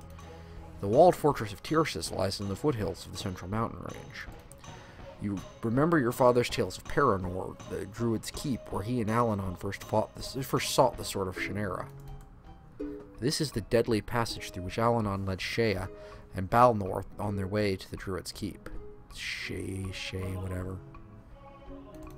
Cullhaven is the small dwarfish town on the western border of the Eastlands. Lee lies just to the southeast of Tyrsis. Your home, Shady Vale, lies in the southern region of the Four Lands. Well, that's all stuff I kind of already knew, so... The elaborate script on the plaque reads, "The elves of Arborlon shall forever stand as allies to the people of Tyrsis. It is signed by King Balinor Buchanan of Tyrsis and King Eventine Elesidil of Arborlon." This horse's head was carved from black onyx by a master craftsman. The bookstand, like all the other furnishings in the room, has been carved from ancient oak, because, trees make great bookstands. The wheel of candles provides most of the light for this section of the library. Now, there doesn't seem to be anything super valuable. I trust you two found the library satisfactory. What is in that locked cabinet in the library? Locked cabinet? Oh, the one at the back of the room. That has been locked for some time. I believe it contains a book that belonged to the former advisor of the king's brother. It contained some references to magic, so it was locked away. You needn't concern yourselves. It's a mace. A large mace has been mounted on an even larger plaque on the wall. The plaque has some writing on it. The plaque reads, "This is the great mace of the dwarf Hindle, defender of Tyrsis. May he and his kin always find a welcome here." Well, apparently they're not. You flip through one of the volumes and find nothing but page after page of stultifying text. I've never heard that word before. Stultifying? That's a word? Slutifying I've heard, but stultifying? I was here with my father when I was a child. He told me how he and Hindle rushed down here to close the passageway that led to this cellar. When they got here, Stenman's men burst up through the trap door on the floor. My father has no idea how many men he killed that night. It took all his strength to seal off the trap door before more soldiers could enter. Suddenly Hindle called his name, my father looked up, and saw Hindle collapse to the floor, dead. My father ran to Hindle and held him. He couldn't believe that Hindle was dead, until the mace slipped from his hand. Then father heard a sound behind him. It was Stenman trying to escape up the stairs. Before my father realized it, he had grabbed Hindle's mace and raced after him. Stenman died in this room at my father's hand. You can see a little bit of his brain splattered on the wall right there. Tasty. Tasty brains. Alright, let's take this empty bottle since it's there. This plaque recounts some of the events from the Great War which took place in this room. Here Prince Minion lay, fought side by side with the brave dwarf Hindle to save Tyrsis when all might have been lost. The traitor Stedman had opened the escape passage to Brona's troops. Hindle sacrificed himself in the battle so that Prince Minion could hold back and lock the passage there. The treacherous Stedman nearly escaped, but Minion picked up Hindle's fallen mace and slew the evil wizard upon these very stairs. This is the trap door through which Stedman helped Brona's army sneak into the city. King Balinor is obviously taking no chances that such an event might happen again. That's locked like a motherfucker. The door is so securely bolted that it is virtually sealed forever. After the occurrences in the last Great War, the keys to these locks were melted down, so this trapdoor will probably never be opened again. Barrels of wine, ale, and foodstuffs are stacked neatly around the chamber. Several bottles of aged wine are neatly stacked here. You select a good vintage and take a single bottle of the wine. You can't get any of them open. The large wine cask has a few small cracks. You see a note attached to the front. The note says that the wine has soured and is now only suitable for vinegar. Let's take a bottle of vinegar. You fill the empty bottle with the spoiled wine from the cask. Anybody want a tasty serving of vinegar? Vini.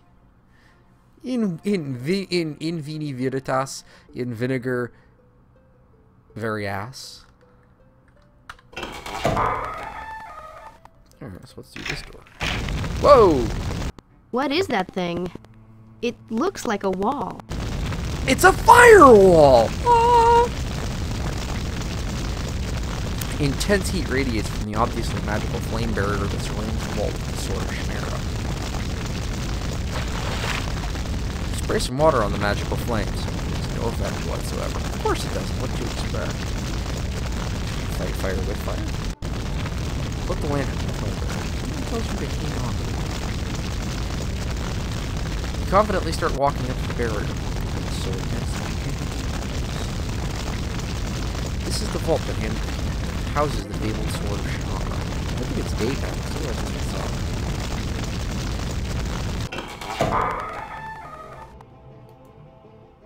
okay, and that's the way in. So what if I go this way? You may not disturb His Majesty unless you are invited to do so. Alright, sorry. Won't have to be a prickly dickly about it.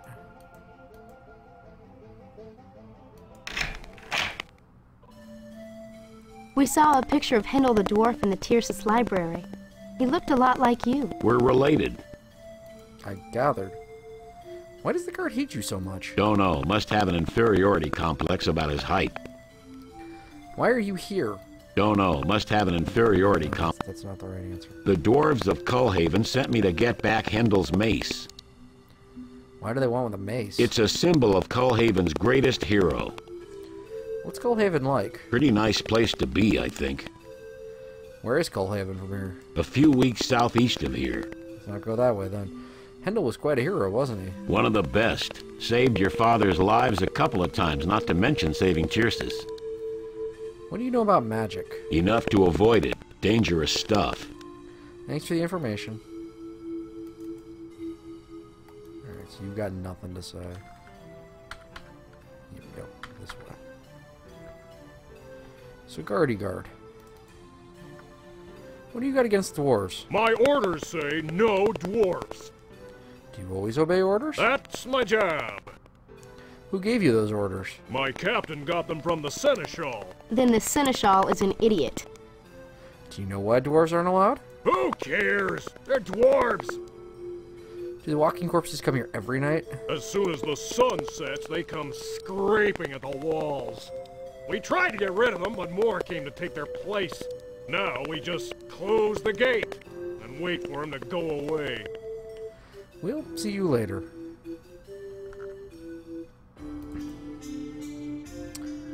We'd like to speak to King Balinor. The king has already spared far too much of his time for you right now. Perhaps something can be arranged at a later time. Let us say, next week. Right, okay. You mean aside? You can make no sense out of the columns upon columns of names and numbers. So why are you so keen on keeping dwarves away anyways? I mean, I know I need the Sword of Shannara. That kind of goes without saying. Would you like to say something to him? I have plenty of things I'd like to say to him. Unfortunately, they wouldn't be very polite. Where should we go now? Well, we could explore the castle and see if we can try to find a way to get rid of the barrier around the Sword of Shannara. Now, the funny thing, you can't leave. You know that you cannot accomplish your goal until you get the Sword of Shannara. You resolve not to leave until you have it.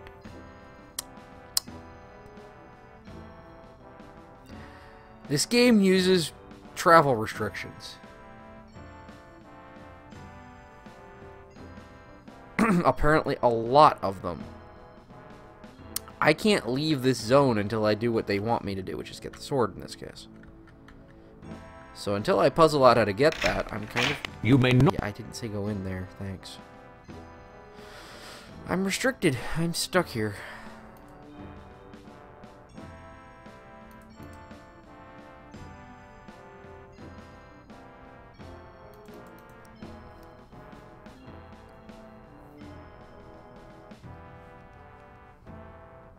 Ow.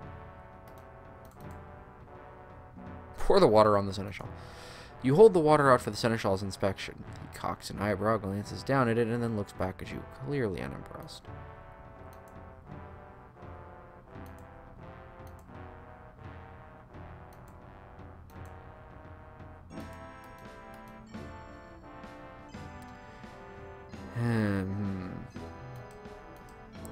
The plume matches the one atop his cap. How festive. The seneschal pulls it out of your reach and sticks his tongue out at you. What an asshole. The seneschal bats your hand. King Belinor's seneschal is a tall, haughty man. He must have been born with that perpetual sneer on his lips.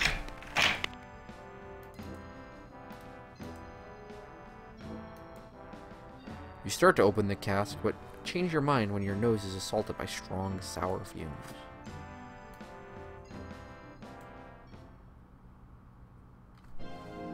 Well, what?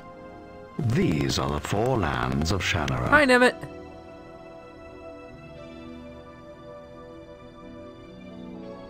Why didn't you run this in the beginning? Many years ago, the mysterious druid Alanon appeared in Shady Vale, bearing a strange message for the son of the innkeeper who lived there. The 4 lands were in danger, and only Shay Ormsford could wield the magic that would save his homeland. Shay and his brother followed the bidding of Alanon and journeyed across the threatened land, pursued at every turn by mysterious creatures of darkness. Despite their mistrust of the ancient druid, the brothers agreed to meet him in Culhaven, ancestral home of the dwarves. In the great hall of the dwarves, Alanon told of the warlock lord Brona, whose evil forces were pouring down from the north, blackening the earth with destruction and killing every living thing that opposed them.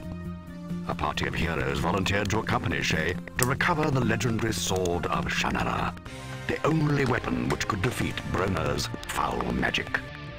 Traveling mostly by night, the adventurers eluded the pursuit of Brona's evil minions. But then Shay became separated from the group, and the remaining heroes went to the aid of the walled city of Tircis. The defenders of Tircis fought bravely, but the besieging army was too powerful. After several days of fierce battle, it became clear that the city must fall. But as the battle for Tircis raged, Shay Ormsford drew near the mountain lair of the warlock lord. Skeletor. Carrying the fabled sword before him, the young hero entered Skull Mountain to confront Brona. I had that Drawing one. on the magic powers of the sword, Shay killed Brona, freeing the land of his evil. Fly by night away 20 from years here. have passed since peace returned to the 4 lands. But now, the Shade of Brona has returned. His goal, to enslave the people of the 4 lands, to wreak revenge upon those who killed him, and to destroy forever the sword of Shannara. And to get a really bitchin' cheeseburger. Cheeseburger, cheeseburger, everybody love a cheeseburger. You have completed about 20% of your quest. You are at full health. No score in this one. Alright. Well, let's cancel.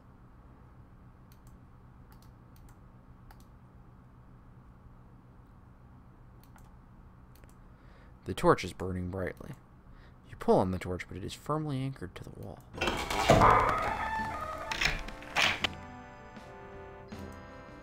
Let's take this book. The massive tome is far too heavy to carry around. Far too... Ah! Sorry, little things like that just kind of get to me really fast. The metal wires in the cabinet glass make it quite unbreakable.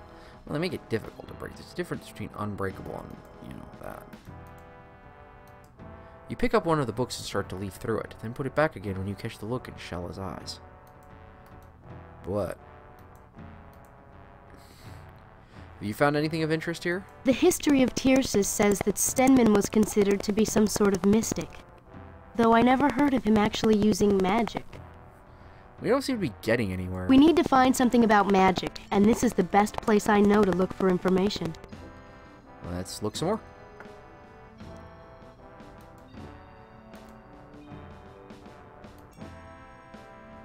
Fly by night away from here. Boom boom.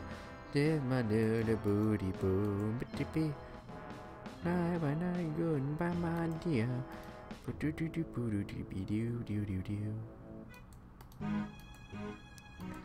A sudden urge comes over you. You leap up into the air and grab the chandelier. You swing back and forth, scratch yourself under one arm, and yell, "Ook, ook." After a while, you drop back to the floor. As you attempt to take the plaque, Shella grumbles again about your habit of trying to take everything that isn't nailed down, but then you discover that the plaque is, in fact, nailed down. And you feel like an idiot. And you look like an idiot, and you kind of smell a little bit like an idiot, too. If you took the bookend, all the books would fall over. The prospect so upsets you that you leave the bookend where it is.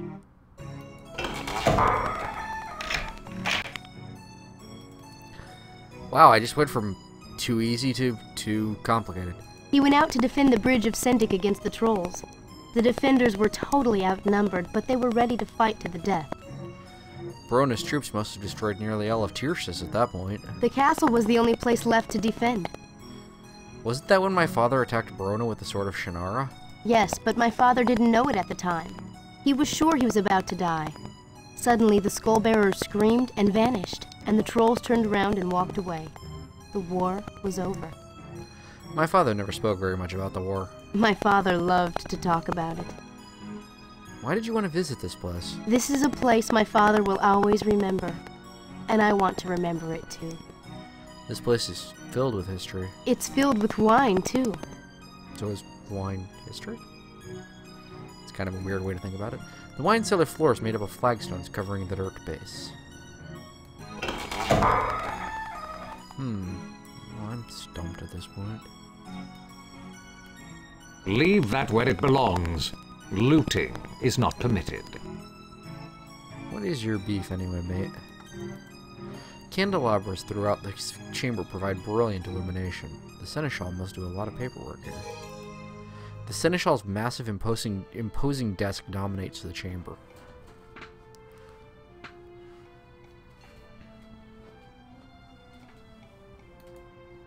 Yes, that is a massive desk he's got. Just huge.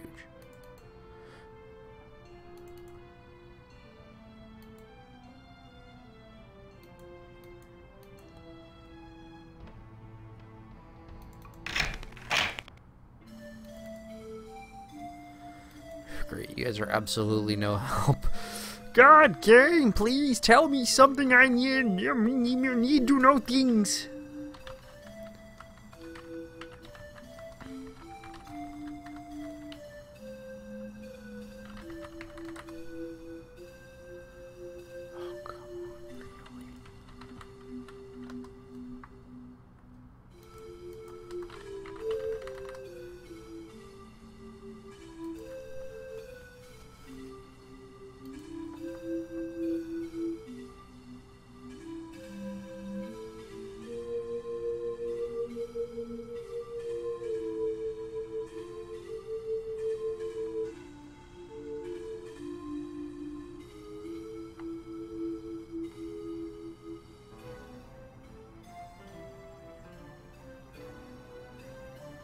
Except that didn't happen. Oy vey.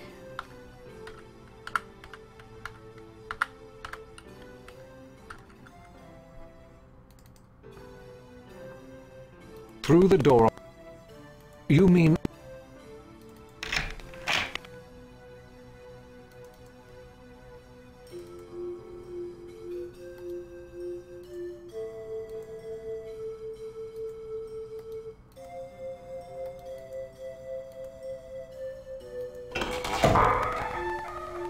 And now suddenly he has the dialogue keys. Can we take a look at the book from the locked cabinet in the library? That book is considered to contain dangerous information, and so was concealed from prying eyes.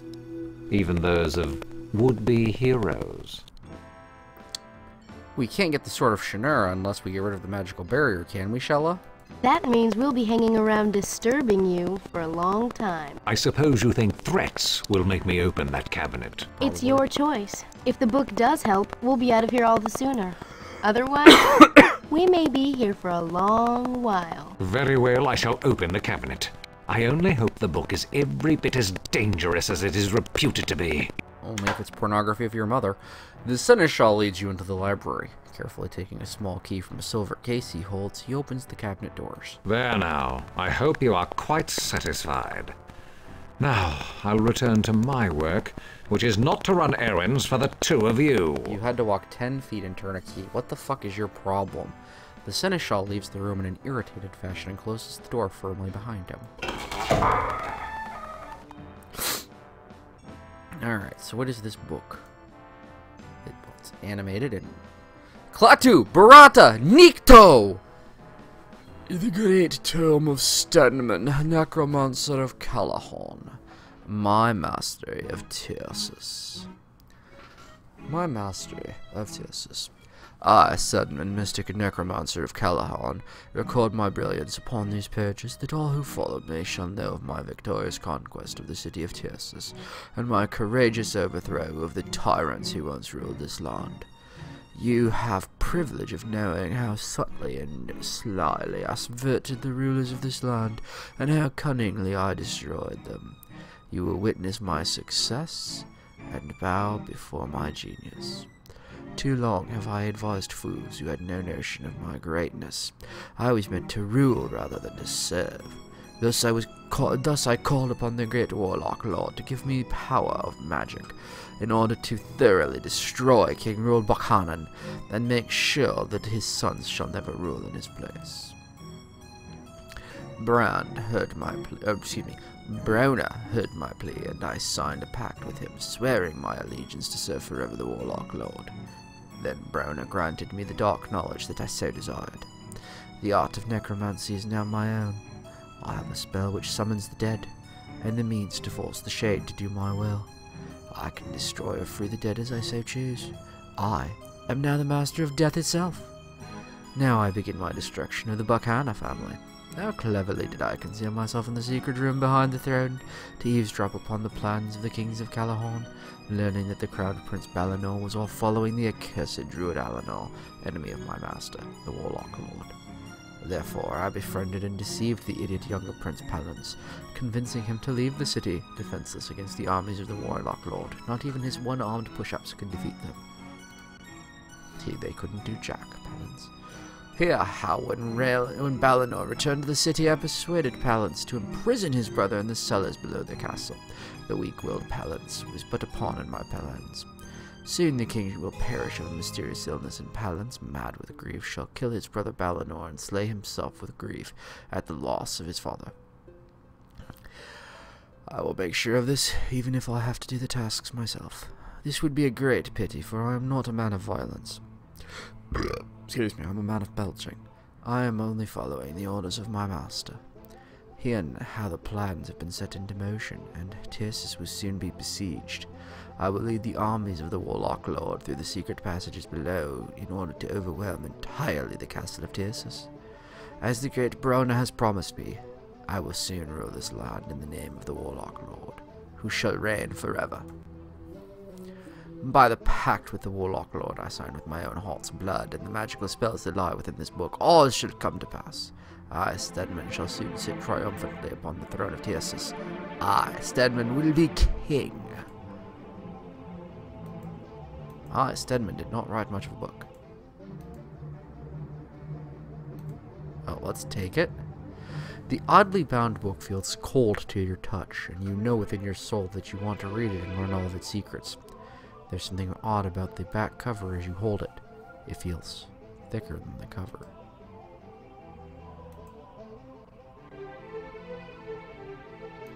Yeah, that's not what I wanted to do.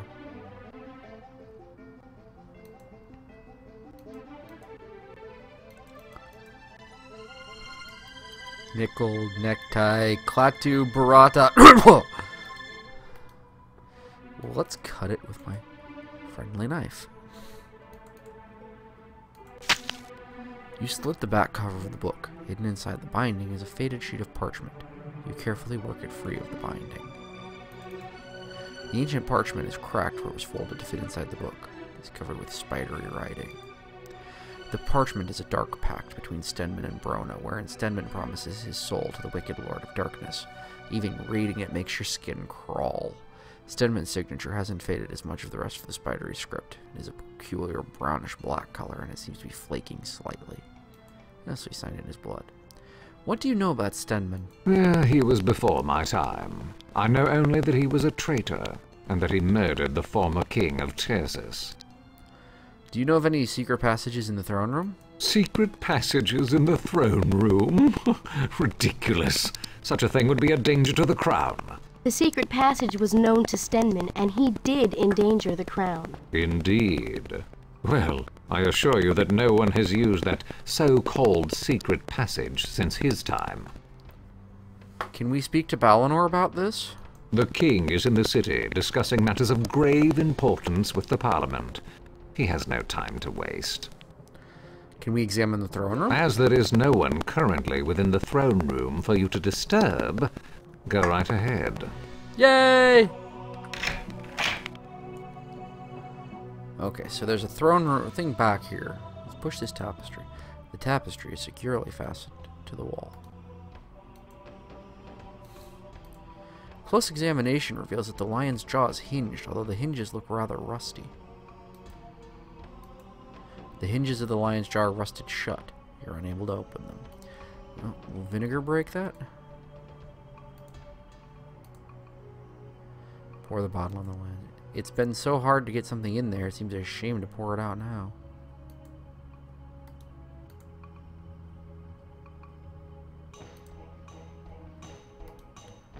Or maybe the wine. Okay.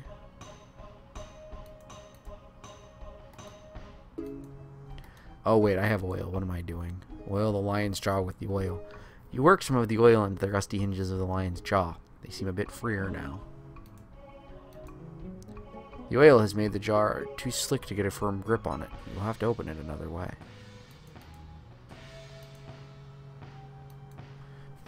That won't fit in the lion's jaw. Try something a bit smaller or sharper. Let's use my knife then. The oil has loosened the hinges on the lion's jaw enough for you to pry it open with your dagger. You pick up the shiny skeleton key you find inside. Ooh, I got a key to Scully Tony. The shield is adorned with the heraldic insignia of the Bacana family. The carved horse's head candelabra shows the same craftsmanship and artistry as the throne. So I found a key in a skull.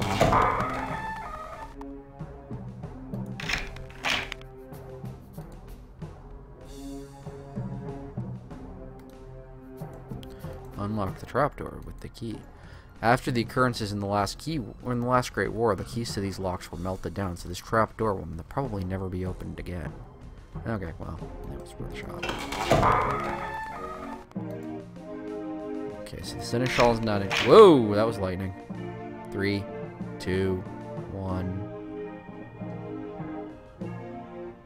Called it.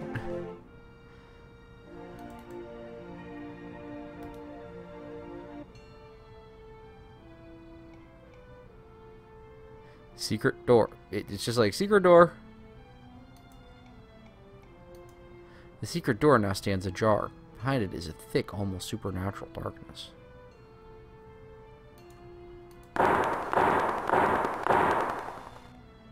The section of the wall has a hollow sound when you tap on it. Well, yes, it's because it's the secret wall. Although there is definitely something odd about this wall, you cannot find any direct way to open it. The horse's head moves to reveal a hole in the wood underneath. It looks like a keyhole. You hear an audible click. Unfortunately, the delicate key seems to have broken off in the lock. You hear something sliding near you.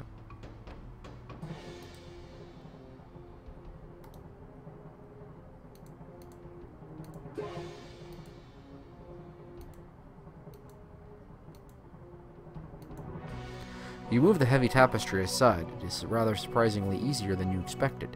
The heavy dragging tapestry concealed a secret door. Woohoo! It's so dark and cold in here.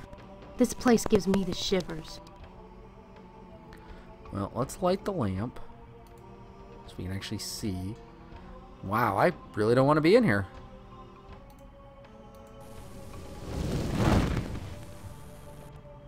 As you light the candles, you feel a peculiar force. I don't think you should have done that, Jack. Oh, snap. Now I know you shouldn't have done that. Who seeks me? Brona! That must be Brona! Who are you? Jack, let's get out of here. Mortal creatures, I will destroy you! Jack, run! You cannot make yourself look away from the mirror. You hear Shella's voice as if from far away, but you cannot hear her words. You feel as if you hear a strange voice in your mind. Jack, you are released. Break the mirror. You pound on the mirror with the hilt of your weapon. You feel magic surging through your body. Pain overwhelms you. Blackness overcomes you. You find yourself in a strange place. Jack? Oh Can God, you I'm in hear the me? seventh guest. Jack, say something. Are you all right? Tommy, can you hear me? Tommy smashed the mirror. Jack, please, look at me. I don't know where the hell you are, honey child, or I would look at you.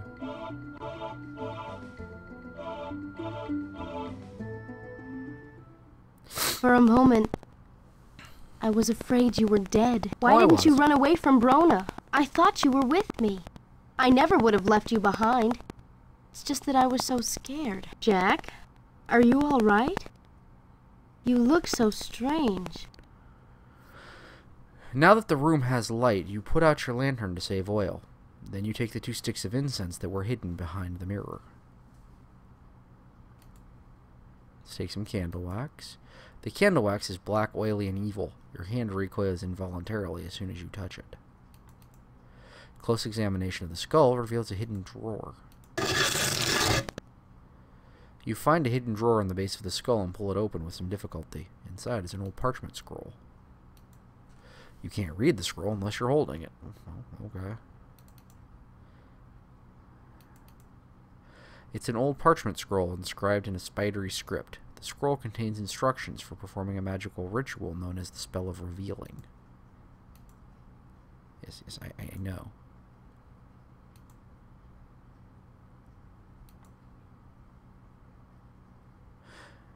Okay. Well, so it isn't. You reach out to take the mortar, but then you consider the uses to which it has been put and slowly withdraw your hand. Somehow you cannot bring yourself to pick up this disgusting item. What's in it? This looks like an old milk bottle, but its fetid odor smells much worse than spoiled milk. That's not awesome. Not awesome at all. We need to talk to King Balinor. So soon? Why is it so important that the king be bothered by you now?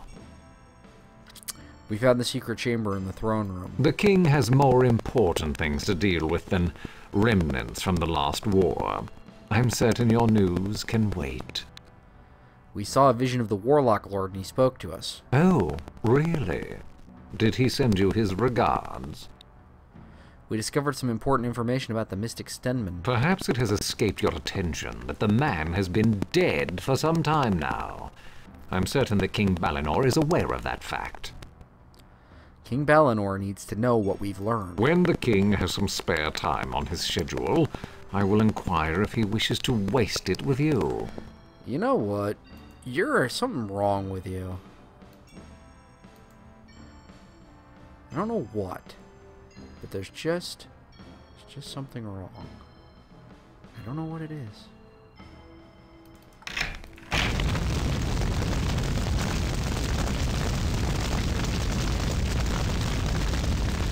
The spell of reveal.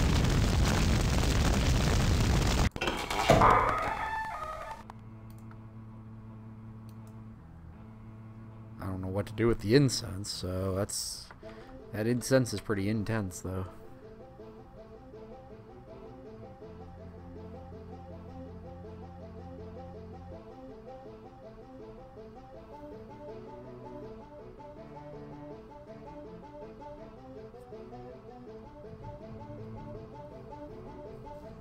Ah, I see. Alright. So let's invoke this on Stedman's book. As you read the words aloud, you can feel the magic reverberating through your body. The scroll suddenly vanishes from your hands. The book seems to glow with an unnatural light for a few moments, then the light fades. Ah.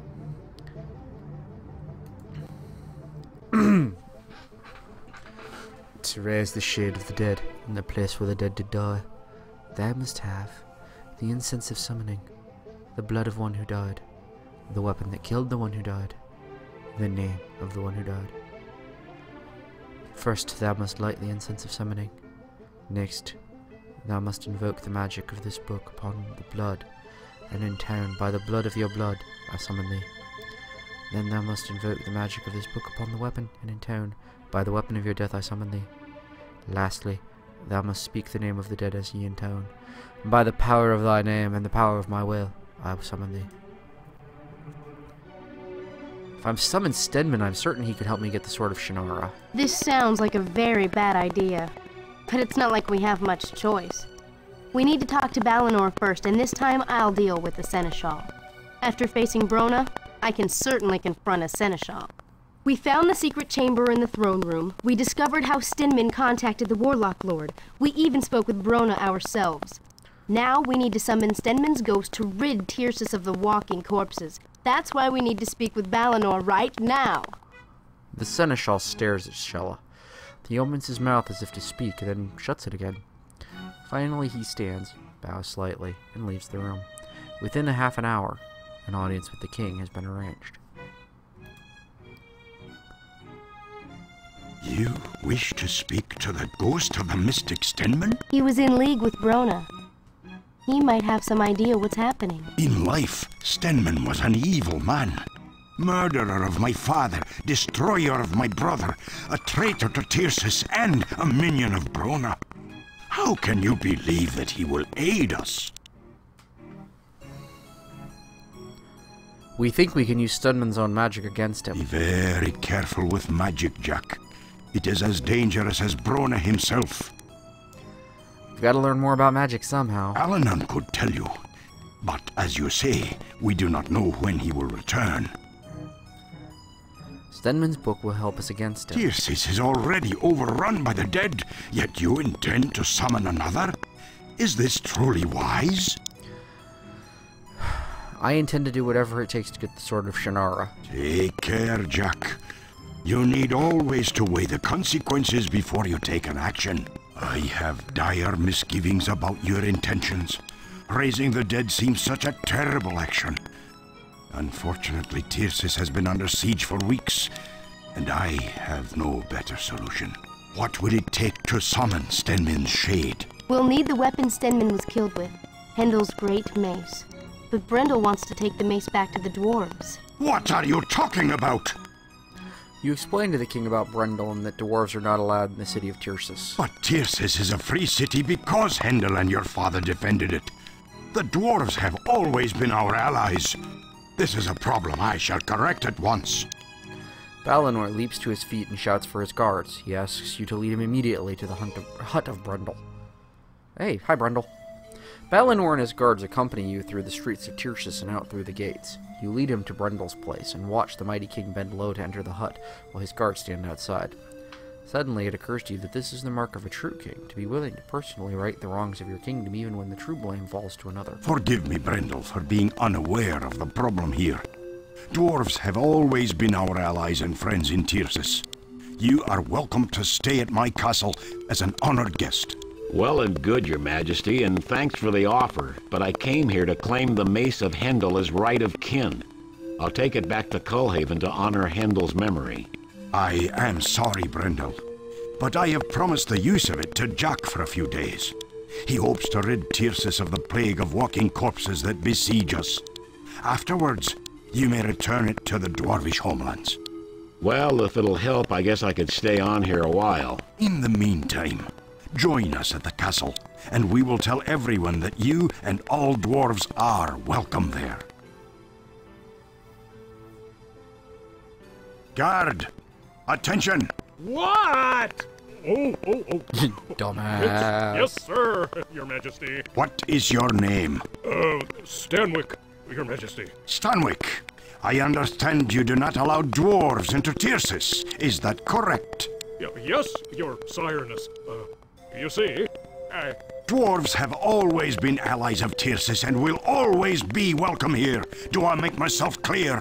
Oh, yes, Royal Sire. It's just that... Furthermore, if someone comes here seeking safety at night, it is your job, Stanwick, to defend them against the walking corpses and allow them to enter. Do you understand? Yes, but the Seneschal ordered... Those are my orders, and they will be obeyed, Stanwick. Yes, your Sire, Highness, Majesty. Come, Brendel. You will be welcome in Tyrsis as long as there is freedom here. Oh, okay, cool. You return with the king and Brendel to the castle. King Balinor leads you all directly to the Seneschal's palace. Office. Seneschal, why did you give the order that dwarves are not to enter Tyrsis? Sire, it is my duty to protect the city of Tyrsis. I do what must be done, no matter how personally unpleasant such orders may be. You know that I live but to serve. It is not your duty to make laws for this land. Your actions have exceeded your responsibilities and your authority. Forgive me, Your Majesty. I only attempted to keep Tyrsis pure from those beings who are not human. The last war was fought with the help of elves and dwarves. Without their aid, Tyrsis would have fallen. You have no cause to exclude them from our city, and if you ever exceed your authority on this matter again, you will be relieved of your duties. Is that clear? Yes, of course, Your Highness. Furthermore, if the Princess Lee, Brendel, or Jack Olmsford have any need, you will consider it your duty to assist them fully. Is that clear? Yes, sire. I will make it my highest priority. If I hear one more word of complaint about you, I will personally send you to the Dwarflands to assist our ambassador there. I will do my utmost to serve, Your Majesty. I assure you that there will be no call for complaint. Very well, Seneschal. I will hold you to your word. Forgive me, honored guests. I must return to my duties. I will meet with you again as soon as I am able. Thank you, Your Majesty. You've been wonderful. Yeah, thanks for everything. Good day to you all. All right. Well, in all of that, we managed to accomplish how much of the story? 20%. Okay, that's not a very precise measuring.